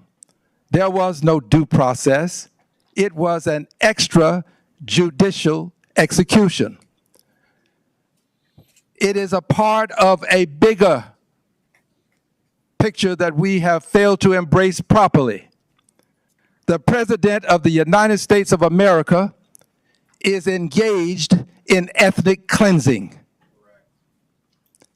Latinos, wherever you are in the country now, you are considered not just undocumented, but unlawful. You are suspect. But it doesn't end with Latinos as illegals, as they're being called, and I hate that term, I regret it. I don't like using the word hate, but they're not illegals. But it doesn't end with them.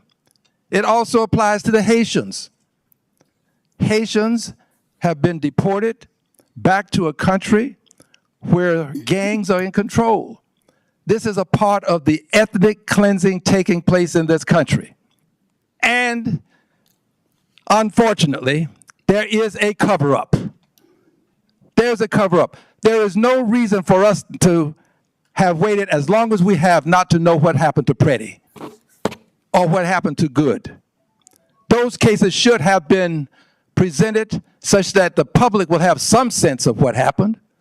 We saw it. We have the empirical evidence. I stand with this family. I stand against the cover-up.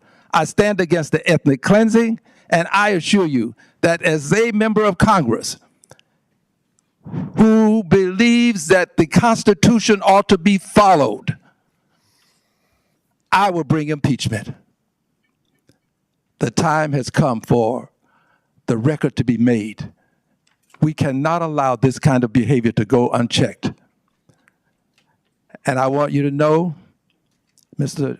Johnny Mata, that what you have done to help with this cause is not going to go unnoticed. I see Ms. Morales here, Christina Morales, the representative. It will not go unnoticed. I saw Jean Wu, representative. It will not go unnoticed. And of course, the former Congresswoman is here, the daughter of Sheila Jackson Lee. It will not go unnoticed. And I close with these words. We have reached a point in our history where we'll either fight or we will find ourselves retreating to a time when we couldn't fight. We have free speech.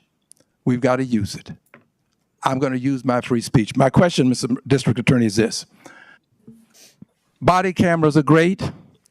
I support it. Brought it up in a hearing just recently with Chairman Thompson. I always call him Chairman. They're great. But I also think we need dash cams.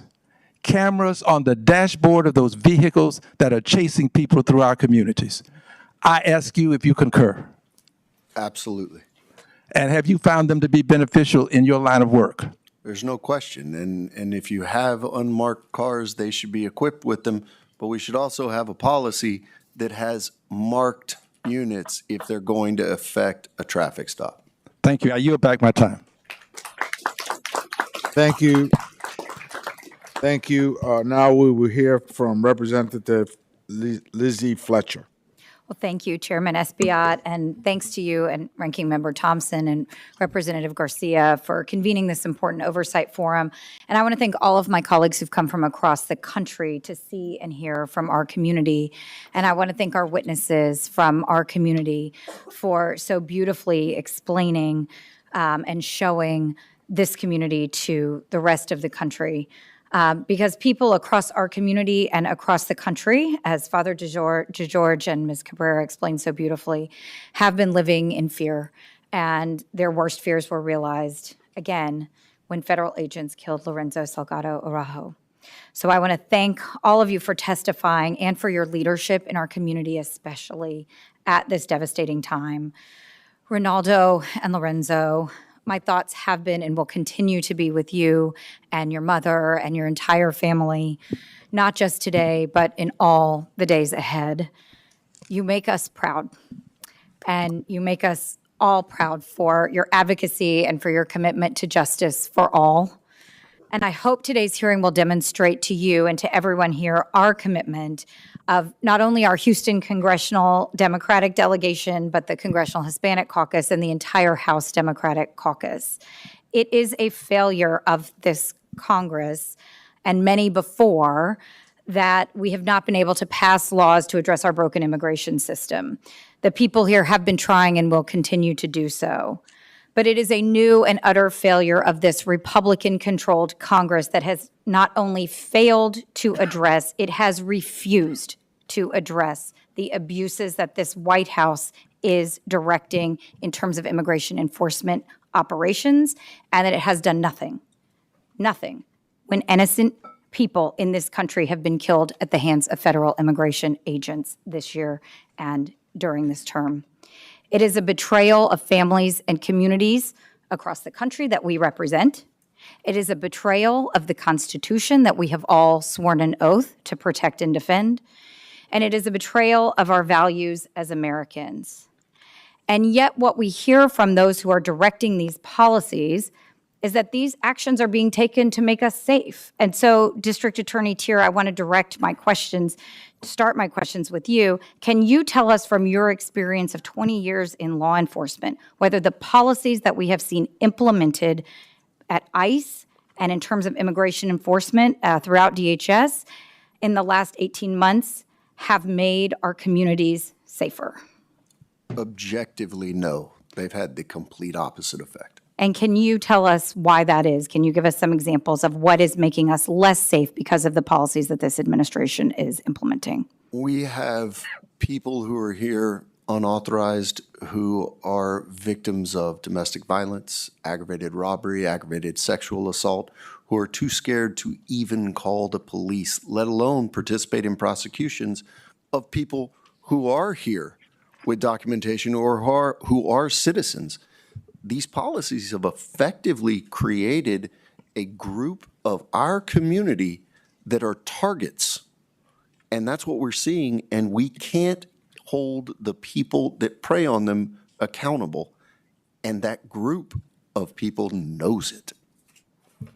Thank you. In addition, Mr. Green asked about dash cams, and I also want to ask about the increased presence of unmarked vehicles and plainclothes officers for immigration enforcement activities. That's something I know many of us up here have objected to repeatedly. But can you talk about what that does in our communities as well? Yeah, it continues the feeling of fear, the floating fear that Father talked about. But it's just not good law enforcement policy.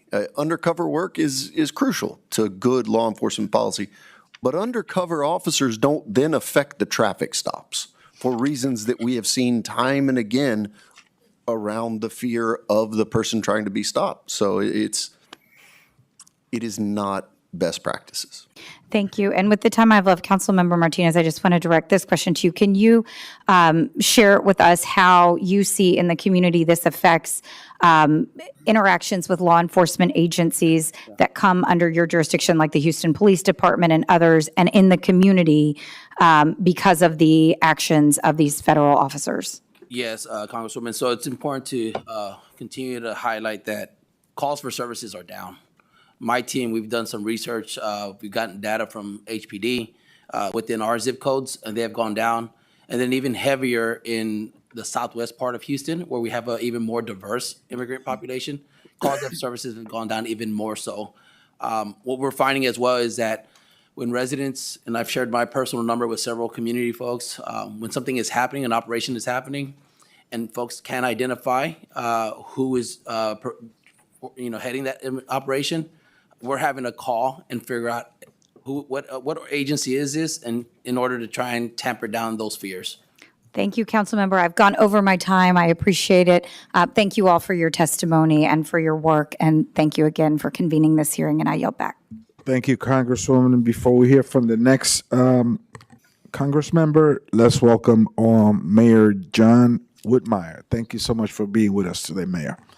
And our next representative from San Antonio region, Congressman Joaquin Castro. Thank you, Chairman.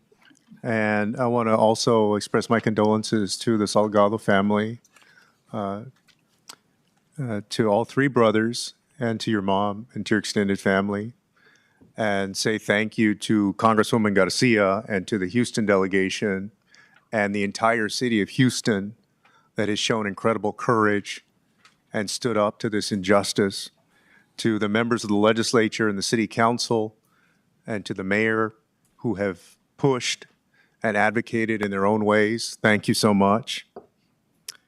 The more evidence that comes out, the clearer it becomes that Lorenzo Salgado Araujo was murdered in cold blood by agents of the United States government. ICE has not produced a shred of evidence to support its claim that Lorenzo was a danger to them. No body camera footage, no dash cam footage, no ring camera footage from homes or businesses nearby. When law enforcement has the evidence and facts on their side, they put them out immediately. ICE has not done any of that. Instead, ICE has chosen to smear a good man, a hardworking man, a family man. They have treated him with the same indignity in death as they did in life. They said that he was not their target. That's because everyone is their target. Everyone who is brown, who is speaking Spanish in public, Latino men who are driving in construction trucks going to and from work, putting in a hard day's work. Donald Trump's campaign of mass deportation is an assault on the Hispanic community in the United States of America.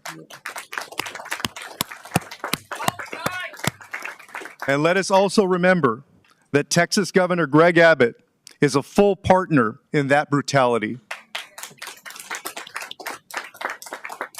We see it on the streets and behind the prison walls of places like Dilley and Pearsall and Carnes in those detention centers.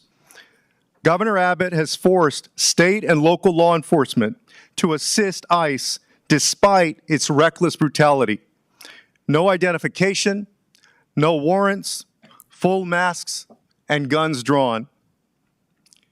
He is also the first governor to allow the Texas National Guard to be deployed into ICE detention centers like Dilley, where children as young as 2 months old are imprisoned in a trailer prison.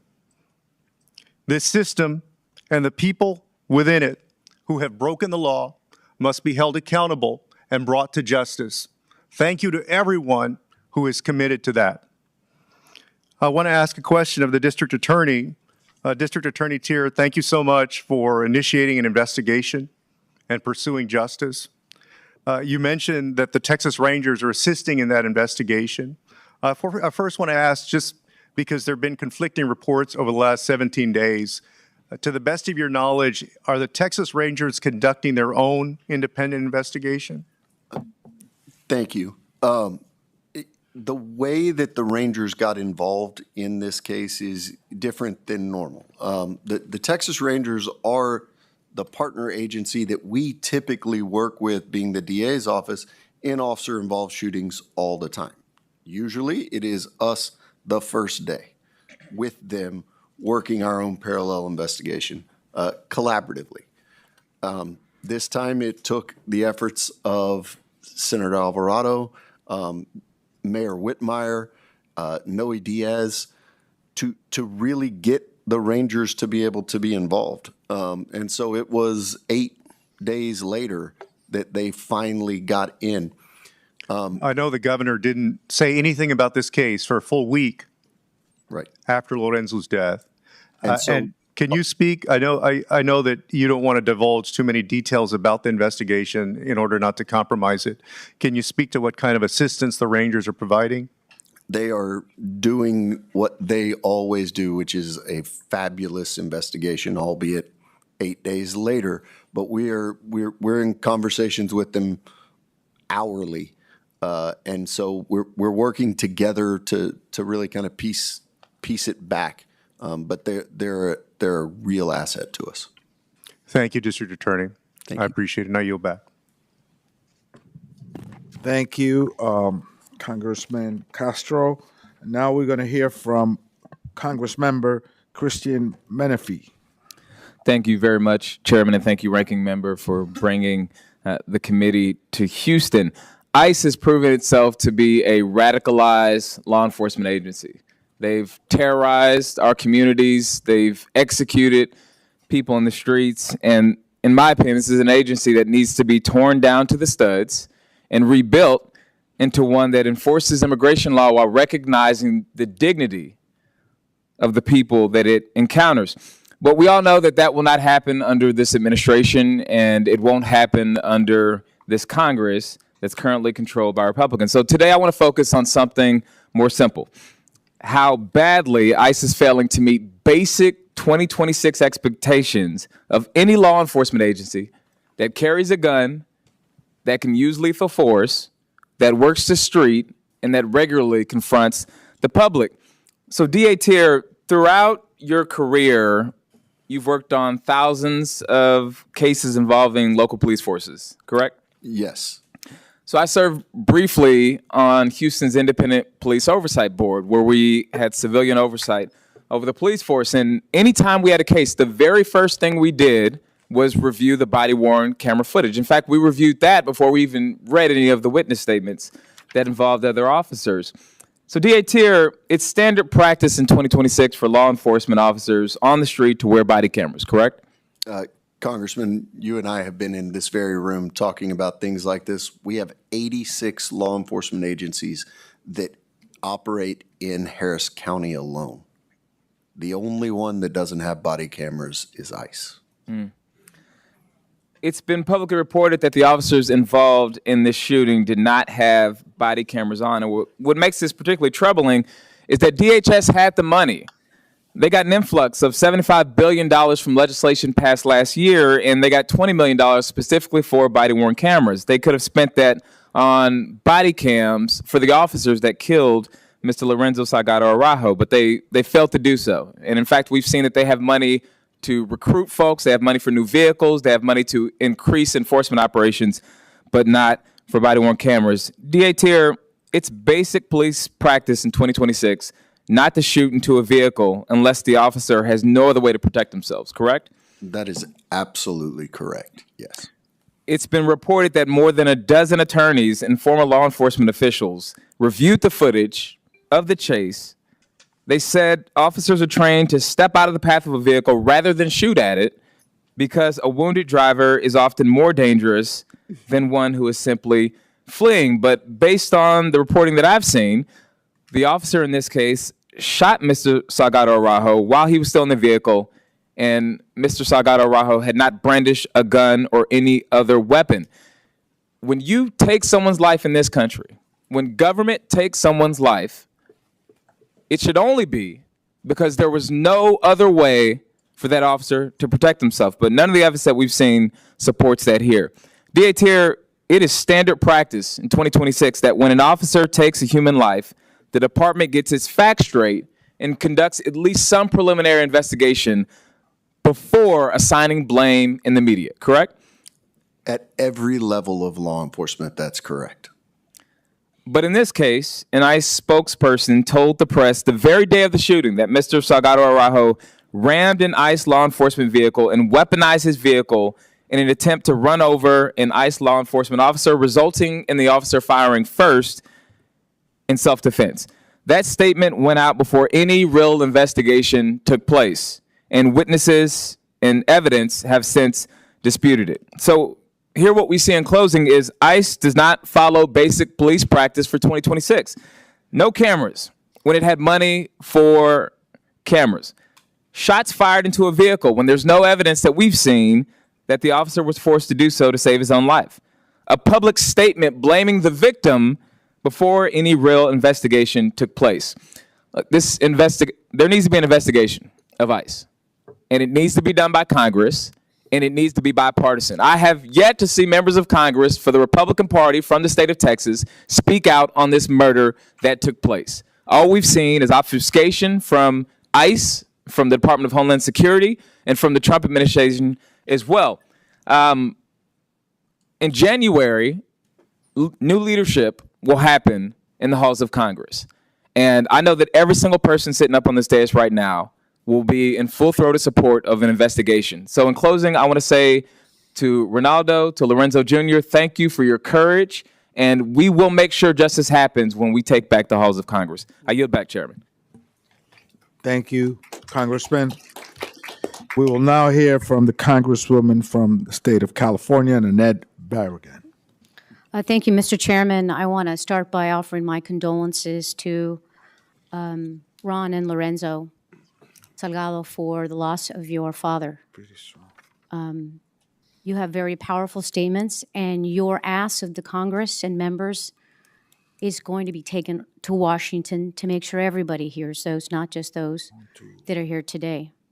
You have my commitment that I'm going to do all I can to hold this administration, ICE officials, any law enforcement accountable, especially to bring justice to your family and your father in what was a killing, a murder that needs to be fully investigated. And so I continue to call on all those in law enforcement to do what they can to bring justice here and get all the facts. DA Terra, I want to go to you. It's reported that you now have access to the van and to surveillance footage. Are you satisfied that the evidence was preserved from the moment federal authorities took custody, including complete chain of custody records?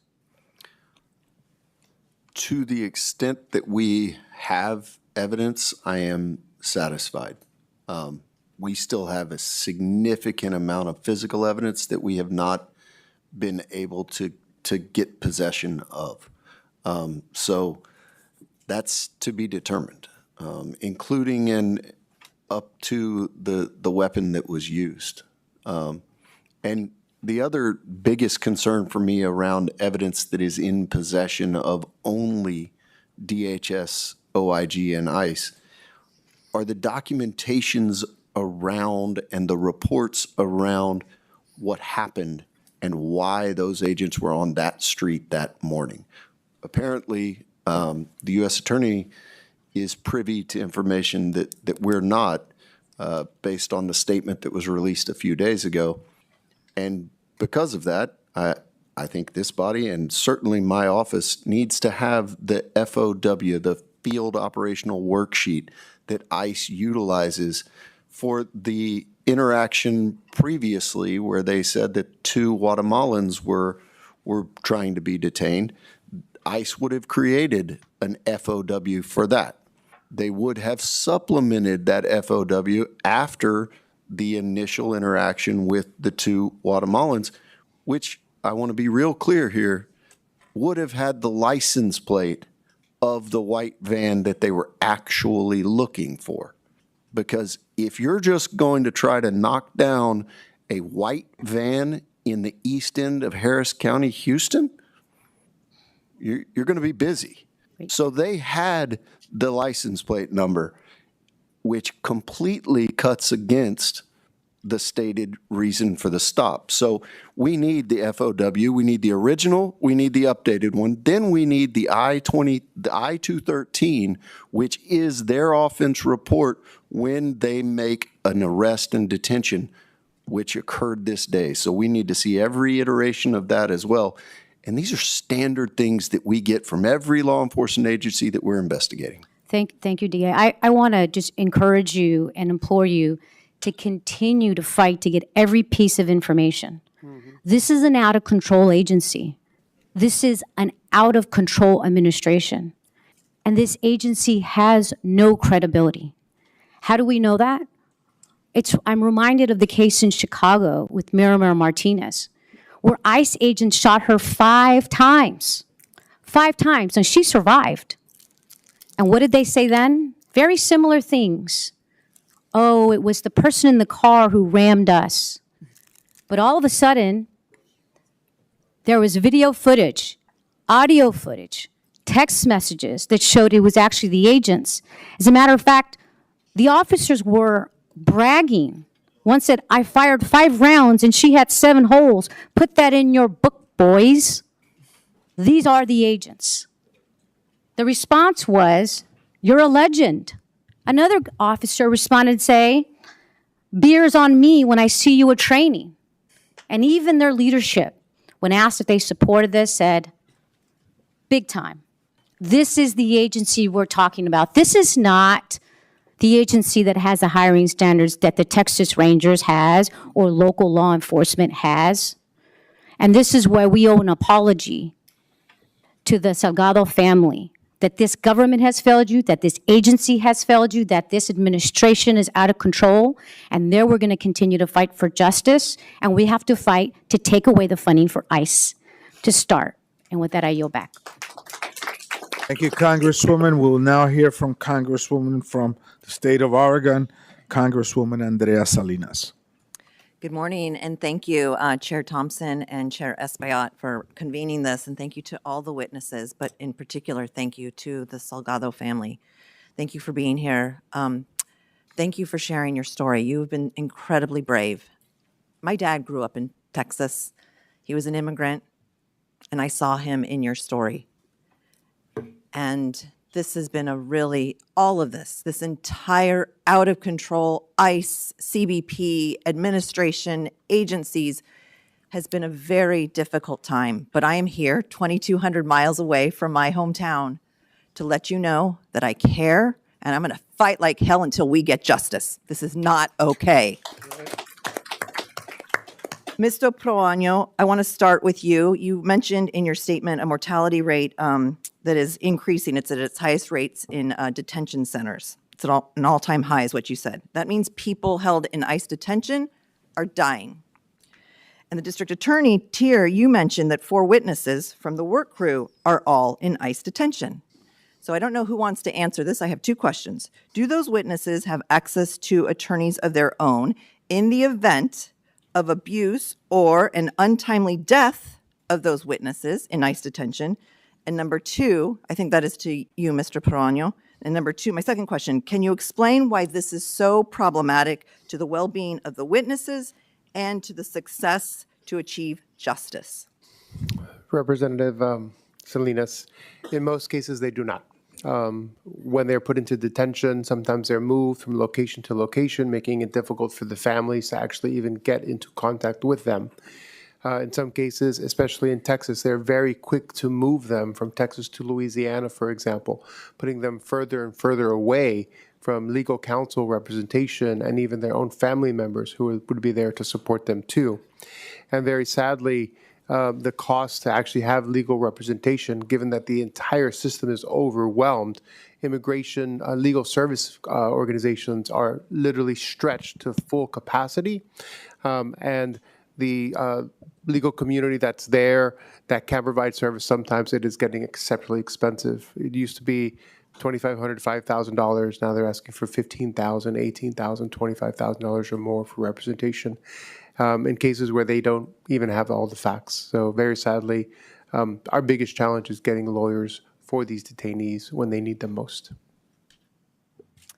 And now, DA Tier, why is this so important to the case? These are the 3 unbiased eyewitnesses that we have, period. When you think about the conditions that anyone that's incarcerated is under, but people that are incarcerated in that detention center specifically, they're on a different sleep schedule. They don't get the same level of sleep. They're displaced from their families. They are not able to memorialize what they saw and what they experienced in the same way that they would be in a sterile interview room. They are under a different set of stressors because they don't know if they're going to wake up tomorrow in this country. So all of these things go into the veracity of the statements that they're able to give to us, the ability to speak freely, which is one of the biggest concerns that we have. These aren't lawyer rooms that you think of even in the Harris County Jail that don't have recording devices. Yep. We have no idea who's listening when they're giving these statements. So the fact that they're still in there is extremely concerning in our ability to really interview them and get what we need. Mm-hmm. Thank you again. I'll be respectful of time and yield back. Thank you, Congresswoman. We will now hear from the Congress member from the state of New Jersey, Rob Menendez. Thank you, Chairman, and thank you to all of our witnesses for being here today, especially Mr. Salgado Arrejo's family. I can't begin to imagine how incredibly painful today's discussion must be for you. And I want you to know how grateful we are that despite that pain, you are still choosing to share the truth with the American people, a truth that we will carry with us forward back to DC and back to all of our districts. We're here today because a family lost a husband, a father, and it was entirely preventable. And we're here today to address the actions the Trump administration has taken that have made tragedies like this more common in our country. By design, our immigration enforcement has become so aggressive, so inhumane, and so insulated from accountability that families across the country, from Newark to Minnesota to Houston to Maine, are losing their loved ones in senseless acts of violence.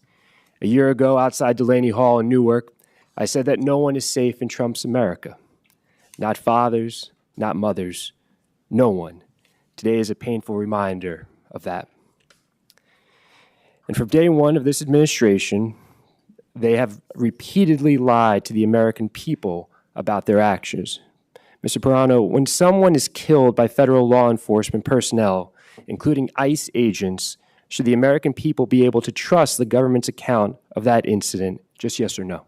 Yes. And why is that so important?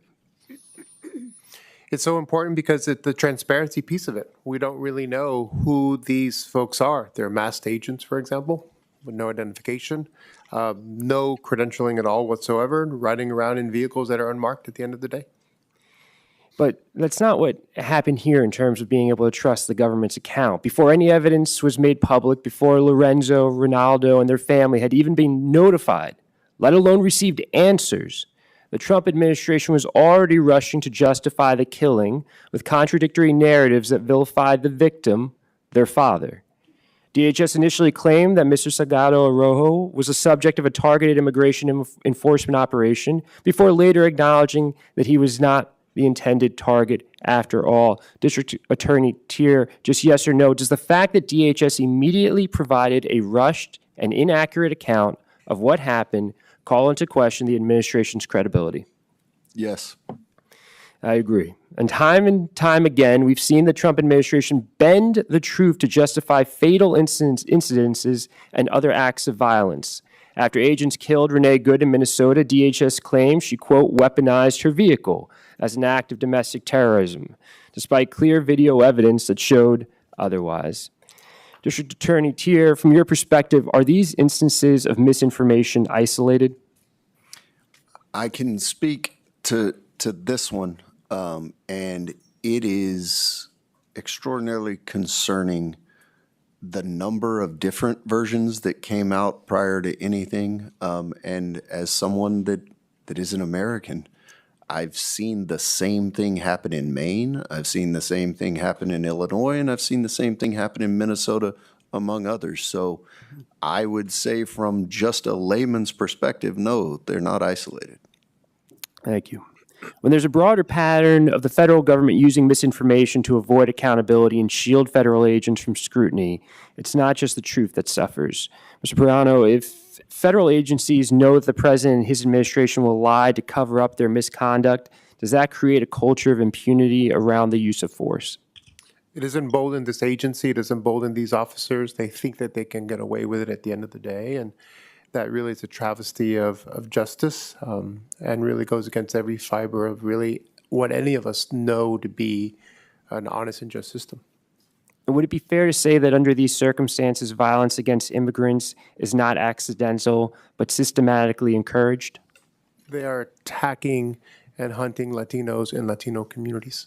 And throughout the country? Throughout the country. In Minnesota, in Chicago, in New Orleans, in Charlotte, in Newark, in LA, across the country. That's why we need everyone across the country to speak up against what's happening, to lift their voices, to carry the names of those that have been taken from us with them. For the past year and a half, we've seen the Trump administration embrace a violent enforcement-first approach to immigration, one that maximizes arrests, deportations, and operations in community spaces, all while minimizing accountabilities. And families in my district in New Jersey, here in Houston, across the country have suffered immensely as a result. We owe it to Mr. Salgado Arroyo and his family, as well as every family that has been or will be impacted by immigration enforcement actions, to hold the Trump administration accountable and to fight for a more humane immigration system. This does not end today. It will not end today. And it will not end until there's accountability, justice, and until we end this national nightmare. I yield back. Thank you. Thank you, Congressman Menendez. And to finalize the question period of this hearing, we will hear from Representative James Walkinshaw. Thank you, Chairman Espaillat, Ranking Member Thompson, and especially Congresswoman Garcia. Your leadership in this moment has been amazing. How many more of our dads have to die? Lorenzo and Ronaldo asked us that question. How many more of our mothers have to die?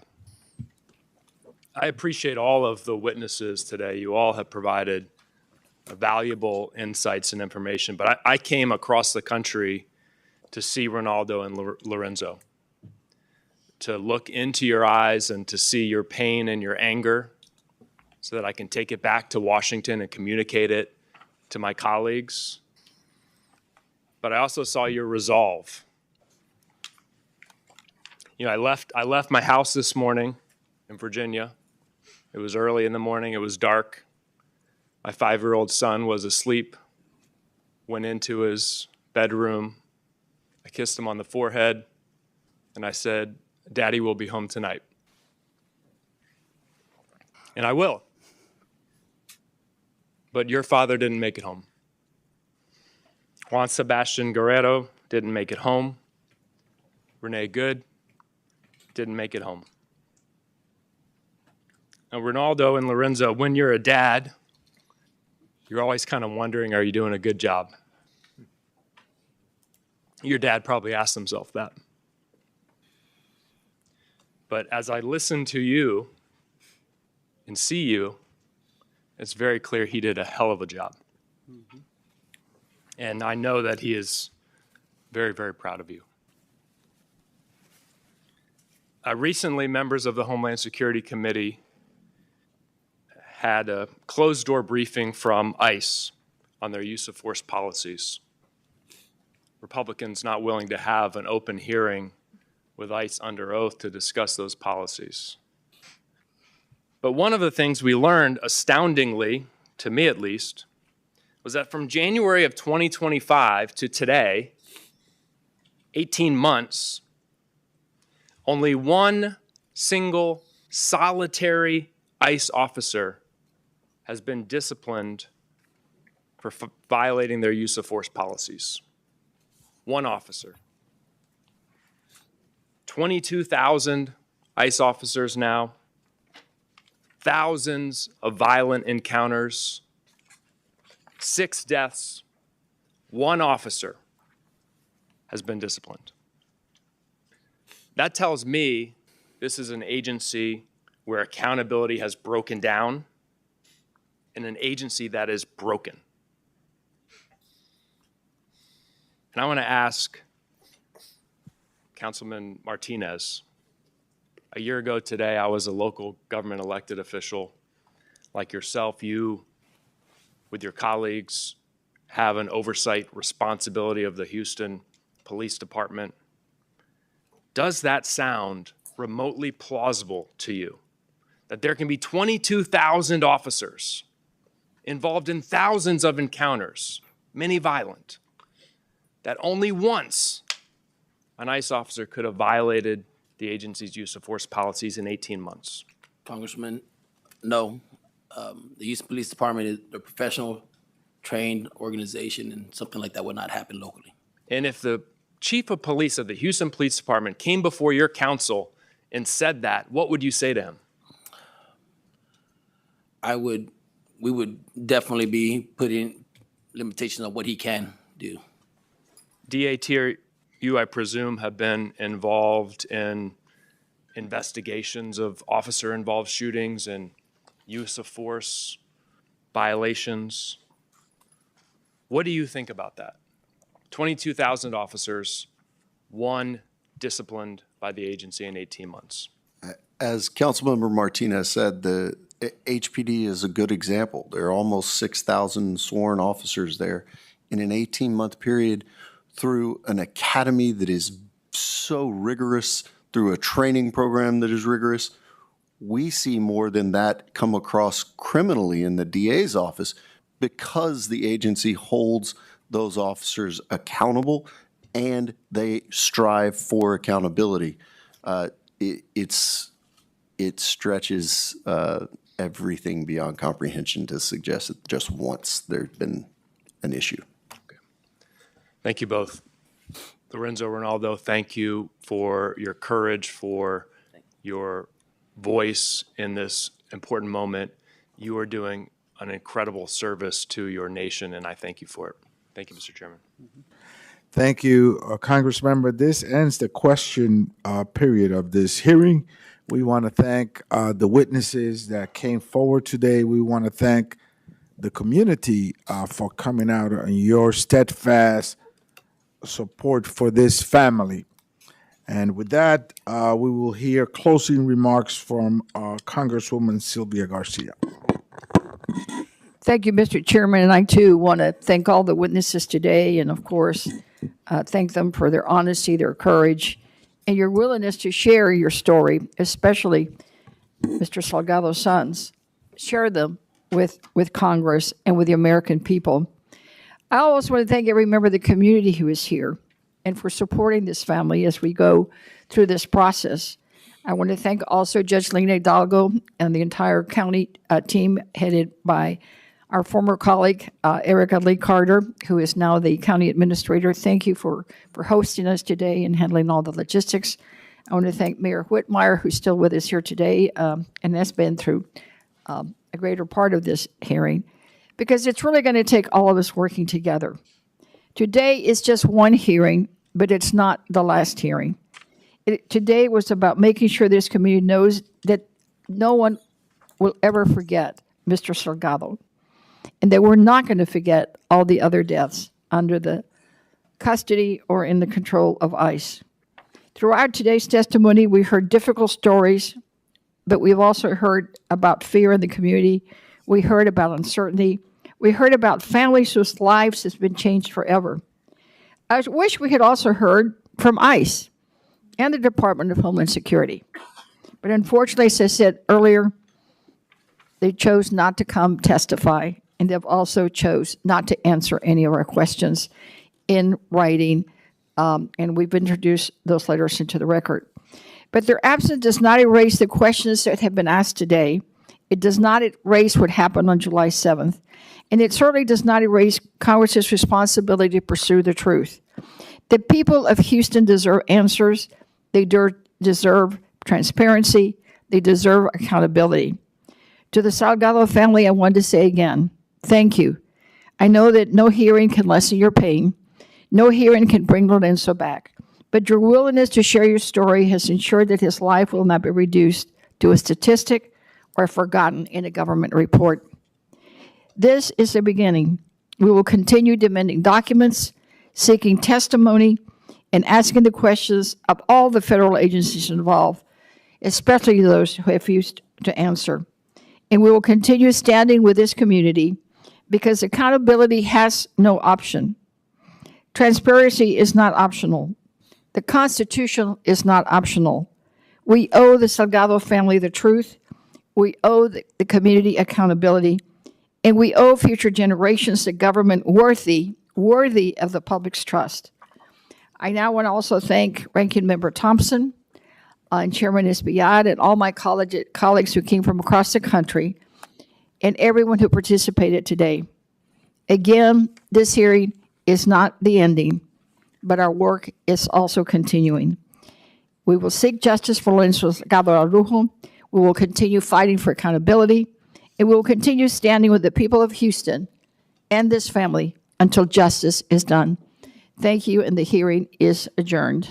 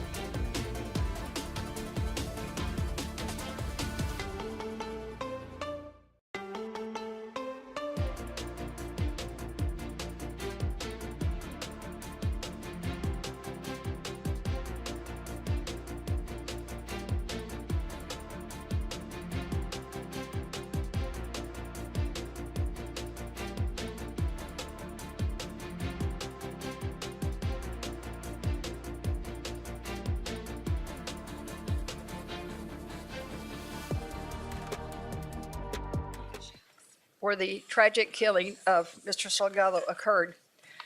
We've had a great hearing. I think most of you gathered from all of their colleagues from across the country that this incident is not just a heartbreaker for Houston, but actually it is a heartbreaker for our entire country.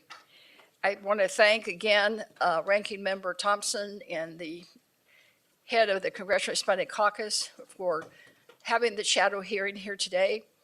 And of course, to thank the Salgado boys for being here to speak with courage and commitment and passion about their father. And now all of us are gathered here today to assure the public, to assure Houston that we will find justice for Mr. Salgado. In the interest of time, we're going to limit our members to 1 minute and then take questions because I want to make sure that everybody is heard. We will begin with our Houston members, with our most senior member, Representative Al Green. Thank you very much, Congresswoman Garcia. I'll be brief. Yes, there must be justice, and there has to be justice in spite of the cover-up that's taking place, in spite of the ethnic cleansing that's taking place in our country. There must be justice, and that justice has to include the President of the United States of America, who is at the head of this crime that's taking place. And when that justice is served, a part of it will be impeachment. I will bring articles of impeachment against the President of the United States of America for the injustice that he is perpetrating upon people in this country. Next, Congresswoman Lizzie Fletcher, also from Houston. Thank you, Congresswoman Garcia, and thank you again to our colleagues from across the country who've come to Houston to witness what we have seen, which is an incredible community facing an unimaginable and unconscionable, unconstitutional tragedy here in Houston. And I think one of the things that we saw in the hearing that's important to make clear is that the draconian immigration policies that we have seen instituted in the last year and a half are not making our communities safer. They are putting our communities in danger. They are completely inconsistent with accepted law enforcement practices, and this has to come to an end. And so I'm so grateful for everyone who's here today. I'm grateful to you, Congresswoman Garcia, for your leadership, and we are all here to ensure that justice is done. Thank you. Thank you. Next, we have Representative Christian Menifee, also from Houston. Thank you, Congresswoman Garcia. ICE is the most well-funded law enforcement agency in this country. But what we found out at this hearing today, and what we've known for a couple of weeks, is that they are failing to do the basic requirements of law enforcement. The officers who killed Mr. Salgado Araujo did not have body-worn cameras. They shot into a moving vehicle despite there being no evidence that they absolutely had to do so to protect their lives. And we've seen across the country, they are masked instead of showing their identity to the people in our communities. Congress needs to fully investigate ICE. We've seen the president pinch pennies on SNAP benefits. He's pinched pennies on veterans benefits. If we're going to be spending all this money on ICE, we need to be in a position to hold them accountable. And when Democrats take the House back in January, I fully expect that the investigations will begin. Thank you. Thank you. Next, the chair of the Congressional Hispanic Caucus, Lorenzo Salgado of New York. Thank you, Congresswoman Garcia. A crime has been committed, and there is a cover-up. ICE is not here. DHS is not here. The FBI is not here, all of which were duly invited. And what we heard from the district attorney of Harris County is that there is no cooperation whatsoever with these federal agencies and his investigation. So we will hold these agencies accountable. We will continue our oversight duties, and the money given to ICE, $113 billion, must be rescinded, must be clawed back. This is a horrendous injustice. Thank you. Next is Representative Barragan of California. Thank you, Sylvia, for hosting. I used to serve as chair of the border sub on Homeland. So I have seen how ICE has gone over the last 10 years, just move to a time that we're in now, totally out of control, totally rogue.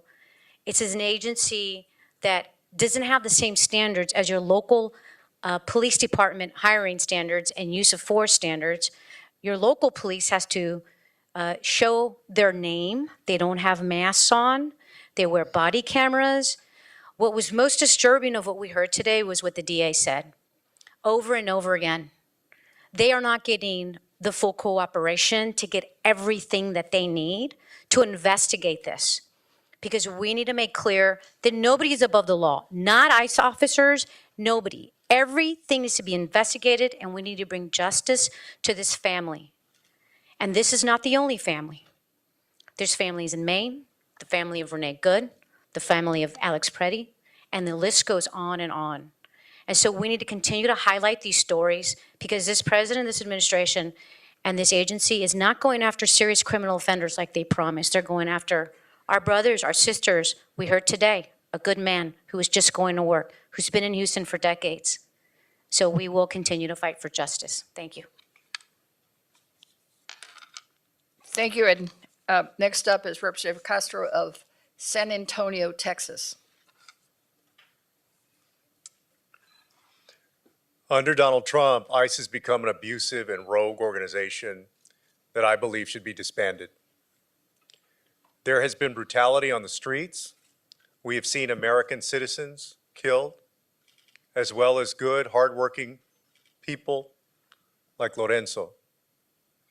We've also seen a brutality inside the prison walls of places like Dilley and Carnes and Pearsall and detention centers across the country where others have died as well. We're living in a very ugly time because of Donald Trump's mass deportation campaign. The question is, what will we do about it? Will there be justice for Lorenzo and others? And will there be accountability for those who have violated and broken the law? The answer must be yes in our country. And I look forward to working with all of my colleagues to pursue it. I think in this room, it's probably a unanimous yes, Congressman.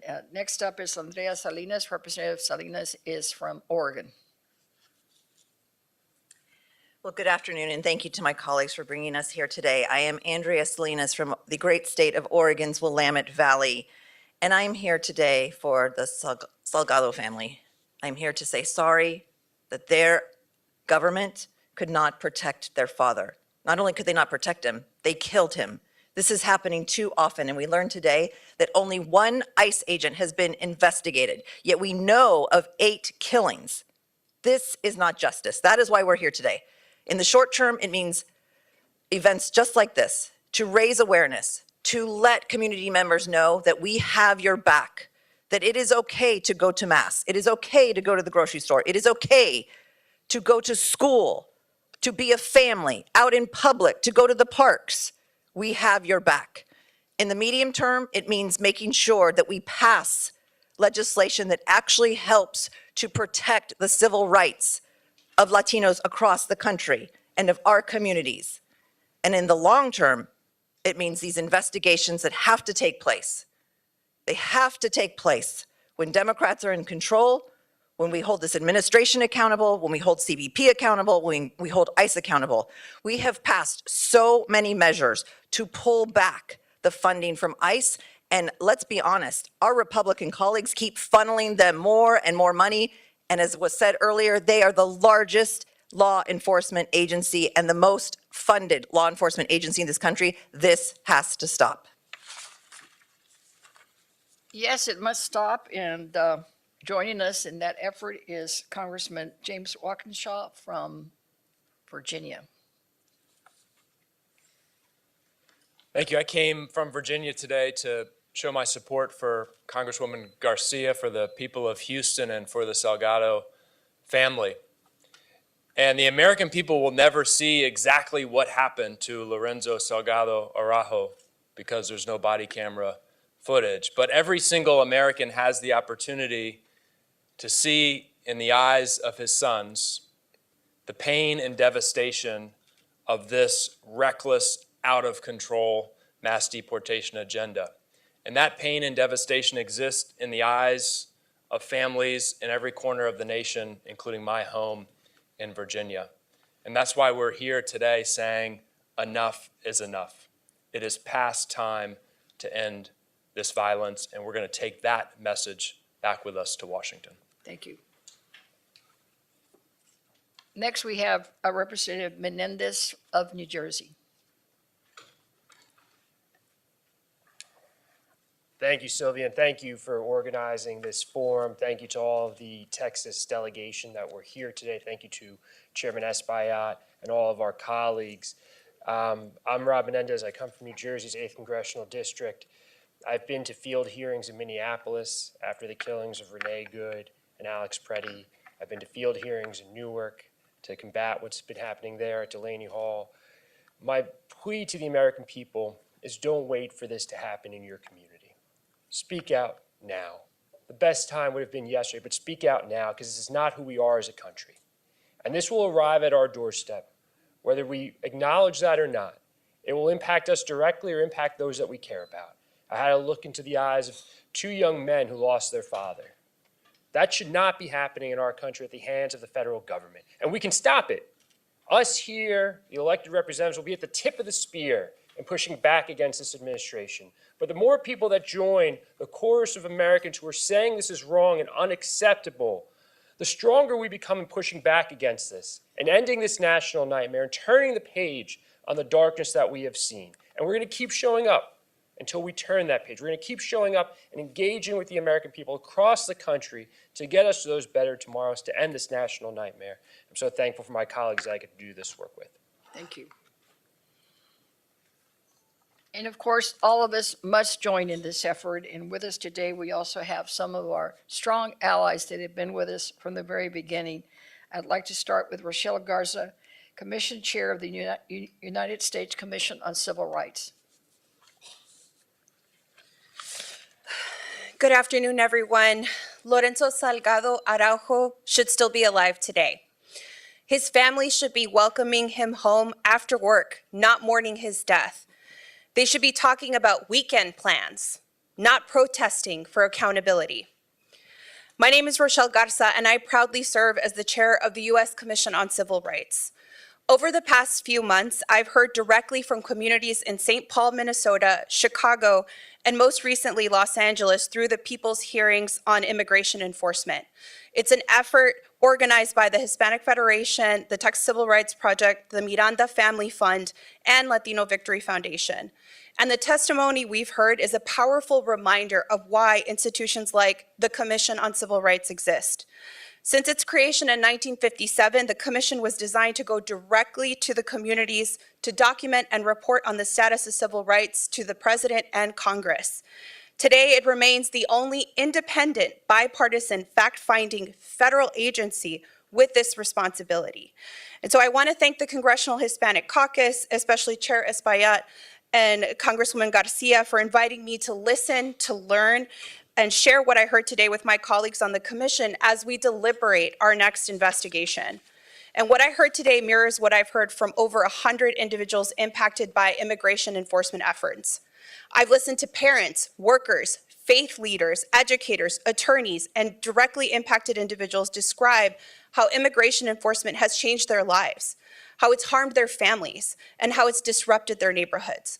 I heard how a father, a U.S. citizen who had filmed ICE activity, exercising his First Amendment rights in St. Paul, found his children fearful of the unmarked ICE vehicle that had parked outside their home. I heard how a mother who had recently given birth was taken from her newborn when she was nursing and denied support to maintain her milk or feed her baby. I heard how a U.S. citizen, a small business owner, was beaten and taken by ICE officers despite his pleas that he was a citizen. And I heard how over 300 car wash employees were disappeared in Los Angeles, separating families, traumatizing those who were lucky enough to be released. The reality of what I heard is the same no matter what city I've been in, from St. Paul to Chicago to Los Angeles to Houston. People are being racially profiled and disappeared. The right to protest is under attack, and people are being killed. As a resident of the Rio Grande Valley, immigration enforcement, for better or worse, has been a part of my life. But what we've seen happen across this country threatens the civil rights of all Americans.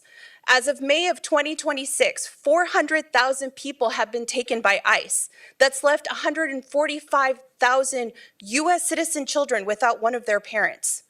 And that includes 22,000 children without either of their parents. That's family separation. And as of July 2026, there are 65,000 people detained in ICE facilities. There have been over 50 deaths, 10 suicides, and at least one of those deaths has been ruled a homicide by a coroner. And all of this has been driven by unprecedented amounts of investment in ICE, the Supreme Court's sanction of racial profiling in Vasquez Perdomo, as well as surveillance, the expansion of the surveillance system. The people being impacted are our neighbors, our friends, our fellow community members, our families. And as a mother to two girls, a 2-year-old and a 4-year-old, I am absolutely horrified by what is happening, and my heart breaks for Lorenzo's family. The Commission on Civil Rights exists because civil rights violations cannot be ignored simply because they are difficult or politically controversial.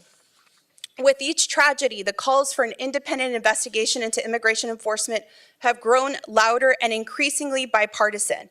These calls have now gone beyond our borders, with the United Nations High Commissioner for Human Rights requesting an investigation into all deaths in ICE custody. The people's hearings on immigration enforcement demonstrated the urgent need for that scrutiny, and it is my hope that our commission agrees to investigate and make clear that civil rights protections do not end where immigration enforcement begins. For Lorenzo's family and for all families whose worlds have been shattered by federal immigration enforcement, there are people that you will never meet that are grieving with you, and they are demanding justice, and we will get it. Thank you.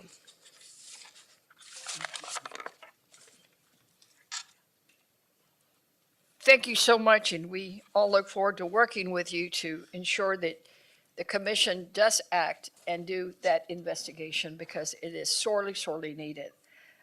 Next up, we have Rafael Colasso, Senior Director of Political Campaigns and Executive Director, Unidos U.S. Action Fund, and Eric Olguin, Unidos U.S. Texas State Director. Thank you, Congresswoman. On behalf of Unidos U.S., I just want to reiterate our serious and deepest condolences to the Salgado family, as we've been all reflecting over these last few weeks. You know, Don Lorenzo was the kind of father, the kind of husband, and neighbor and friend that we all deserve in our lives. And we have to do everything we can. And Unidos U.S. continue will stand with the family and all of our allied partners here and members of the Congressional Hispanic Caucus to do all we can to bring justice for the enclosure for this wonderful family. It's clear that ICE is broken, and we need to do all we can to, first of all, bring justice and transparency into this investigation. It was incredulous to sit in this room today and hear the Houston District Attorney lay out very plainly that there's a pretty obvious cover-up happening in this investigation on the federal level. And so we need to not only bring justice to this and transparency to this investigation, but we have to support the members of the CHC, our allied partners in Congress, our allied partners around the country, to truly rein in this unjust organization in our federal immigration system, so that they go by the same training standards and best practices of law enforcement that every other law enforcement agency across the country abides by. Again, Unidos U.S. Is proud to stand with our allied partners, with this wonderful family, with the members of the Congressional Hispanic Caucus, to call for transparency, accountability, justice, and an immigration enforcement system that abides by the rule of law and truly reflects the values of our great nation. Thank you. Thank you. Thank you so much. And next we have Frankie Miranda, President and CEO of the Hispanic Federation. Thank you. Thank you so much. On behalf of the more than 850 organizations that we represent at the Hispanic Federation, direct service providers in communities who are under attack by this administration, trying to cut the services, essential services to our communities, I want to express my outrage. This is an agency, ICE is an agency that under the excuse of ineptitude, not having enough resources, not being able to get cameras, not being able to follow the rules, are perfecting a machine of terror. We saw it in the people's hearings in Minneapolis, in Chicago, in Los Angeles, and in many other cities. I want to elevate what Congressman Menendez said. We cannot wait for this to happen in your neighborhood. And that is why national organizations are teaming up with local organizations to make sure that people have the information that they need, that people can be trained as constitutional observers, but at the same time that we can express our outrage. We are all outraged. And that is why we need to continue cooperating. Thank you to these 11 members. I wish we had many, many more here, but you are American heroes. Thank you for everything that you're doing, and we're committing all our resources to continue preserving testimony of the many, many other abuses that have happened in this country, and unfortunately, we still don't know about them. Thank you so much. Thank you. We may be 11, but we're just as angry, outraged, and we're strong and loud. I want to remind you that one of the letters that I introduced for the record was signed by 180 members, all demanding an independent, transparent, top to bottom investigation, all demanding answers, and all demanding justice for Mr. Salgado. Next up, we have Catherine Pichardo, President and CEO of the Latino Victory Project. Buenas tardes, mi nombre es Catherine Pichardo, soy presidenta de Latina Victory y estamos aquí para exigir transparencia, exigir responsabilidad, exigir justicia. Estamos en un momento muy difícil en nuestro país para la comunidad latina y para todos los americanos. Un momento que no podemos desperdiciar, un momento que tenemos que crear comunidades más fuertes, comunidades más resilientes, trabajar unidos, porque tenemos un gobierno y agencias como ICE que están fuera de control. Y necesitamos un Congreso que pueda hacer un contrapeso a lo que está haciendo este presidente y estas agencias. Por eso quiero agradecer a los miembros que están aquí hoy y necesitamos más. Quiero exhortar a toda nuestra comunidad a que este año hay unas elecciones muy, muy importantes para el Congreso de los Estados Unidos. Salgamos a votar. Vamos a hacer nuestras voces sonar y resonar. Que se repique por todo el mundo. Que la comunidad latina no se deja. Muchísimas gracias.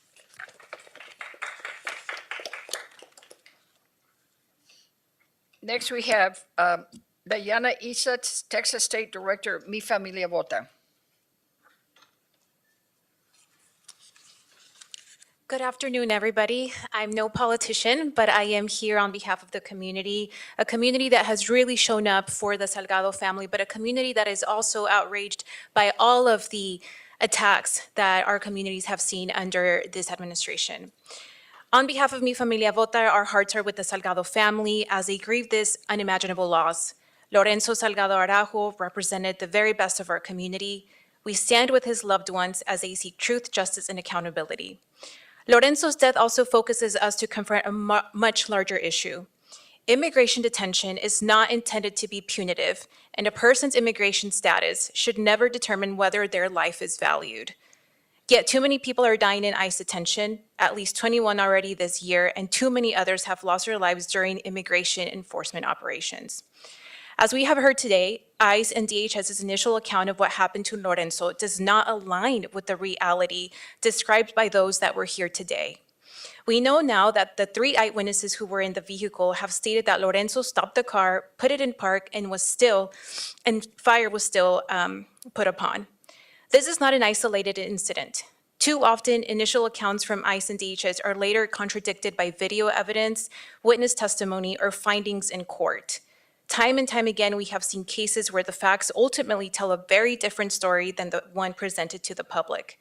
Lorenzo's family, the people of Houston, and the American people deserve a full and transparent investigation, as we have heard over and over again.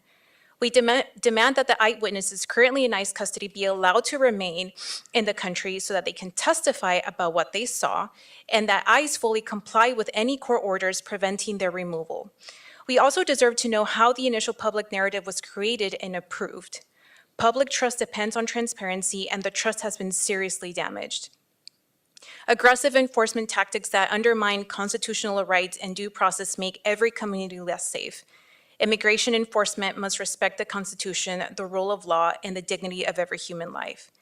Today, Latino communities across this country are living with fear, as we have also heard over and over again. Many people, they are being targeted not because of criminal conduct, but because of the color of their skin, the language that they speak, where they shop, or the neighborhoods that they call home. The fear cannot become the defining feature of American society, and it must never become the defining feature of our immigration system. Latino families deserve the same safety, dignity, and equal protection as every other Houstonian. Our community will not be silenced, even if the Trump White House continues to use inflammatory anti-immigrant rhetoric, and we will continue to speak out, organize, and demand accountability.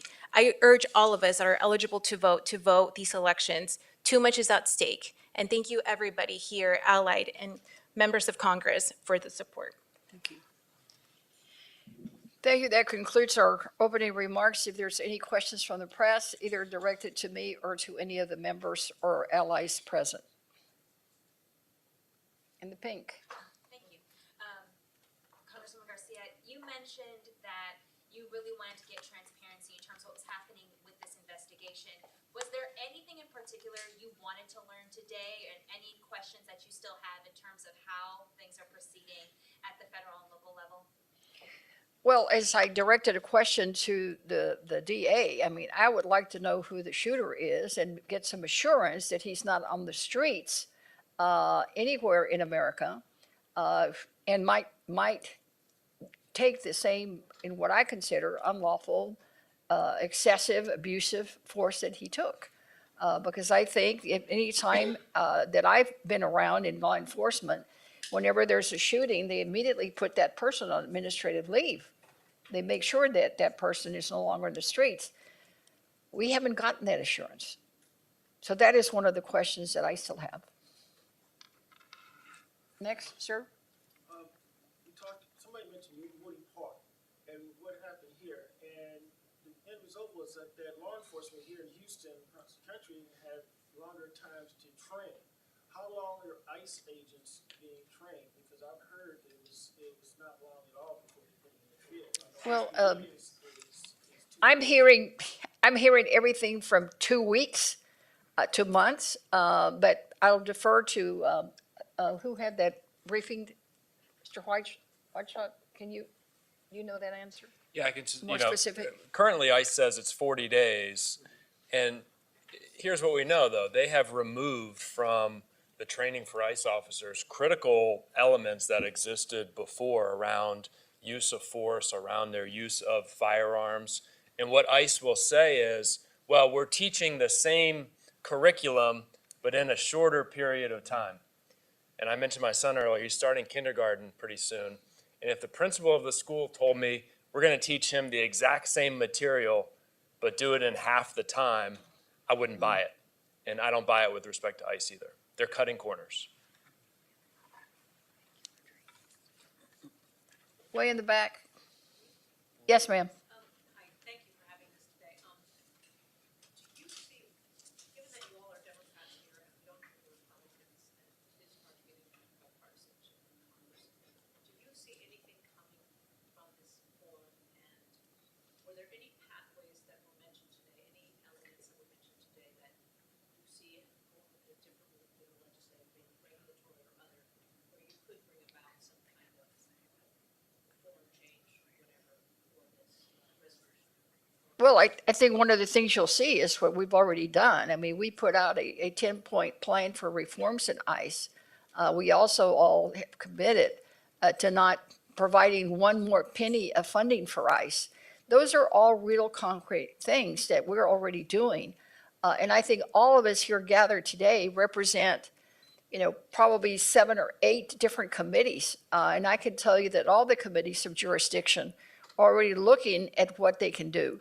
So yes, this will result in more. And as I stated earlier, this is just one hearing. There will be more requests for documents. There will be more. We will keep the heat on. We're not going to just let this go away or try to have anybody pull it under the rug or cover it up. We will continue the fight. Any other member would like to add to that from any of the committees of jurisdiction? Well, we'll go on to the next one. Yes, sir. Congresswoman Garcia, you mentioned those letters that have been sent to ICE that haven't been responded to. You noted obviously also that they're not here today. If they're not responding to members of Congress now, what makes you think that will change? Well, I'm very hopeful that November will change things, and we will be able to get some answers.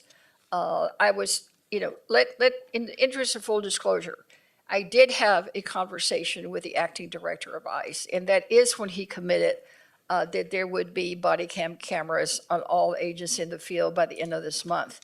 Later, I had a conversation with the Secretary of DHS, Department of Homeland Security. He indicated that was too soon, they needed enough time, so now he's saying 45 to 90 days. So even if we manage to make sure that they do it, that will be, frankly, a big win because right now we have nothing.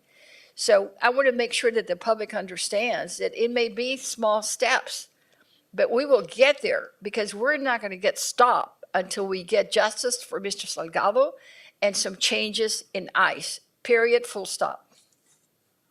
Let me add something. Sure. Thank you. The Honorable Benny Thompson was here today. He is currently the ranking member of Homeland Security, the committee in Congress.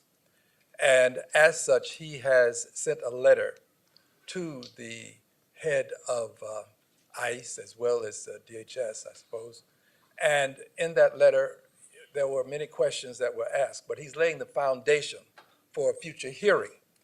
All of the Democratic members on the committee signed the letter.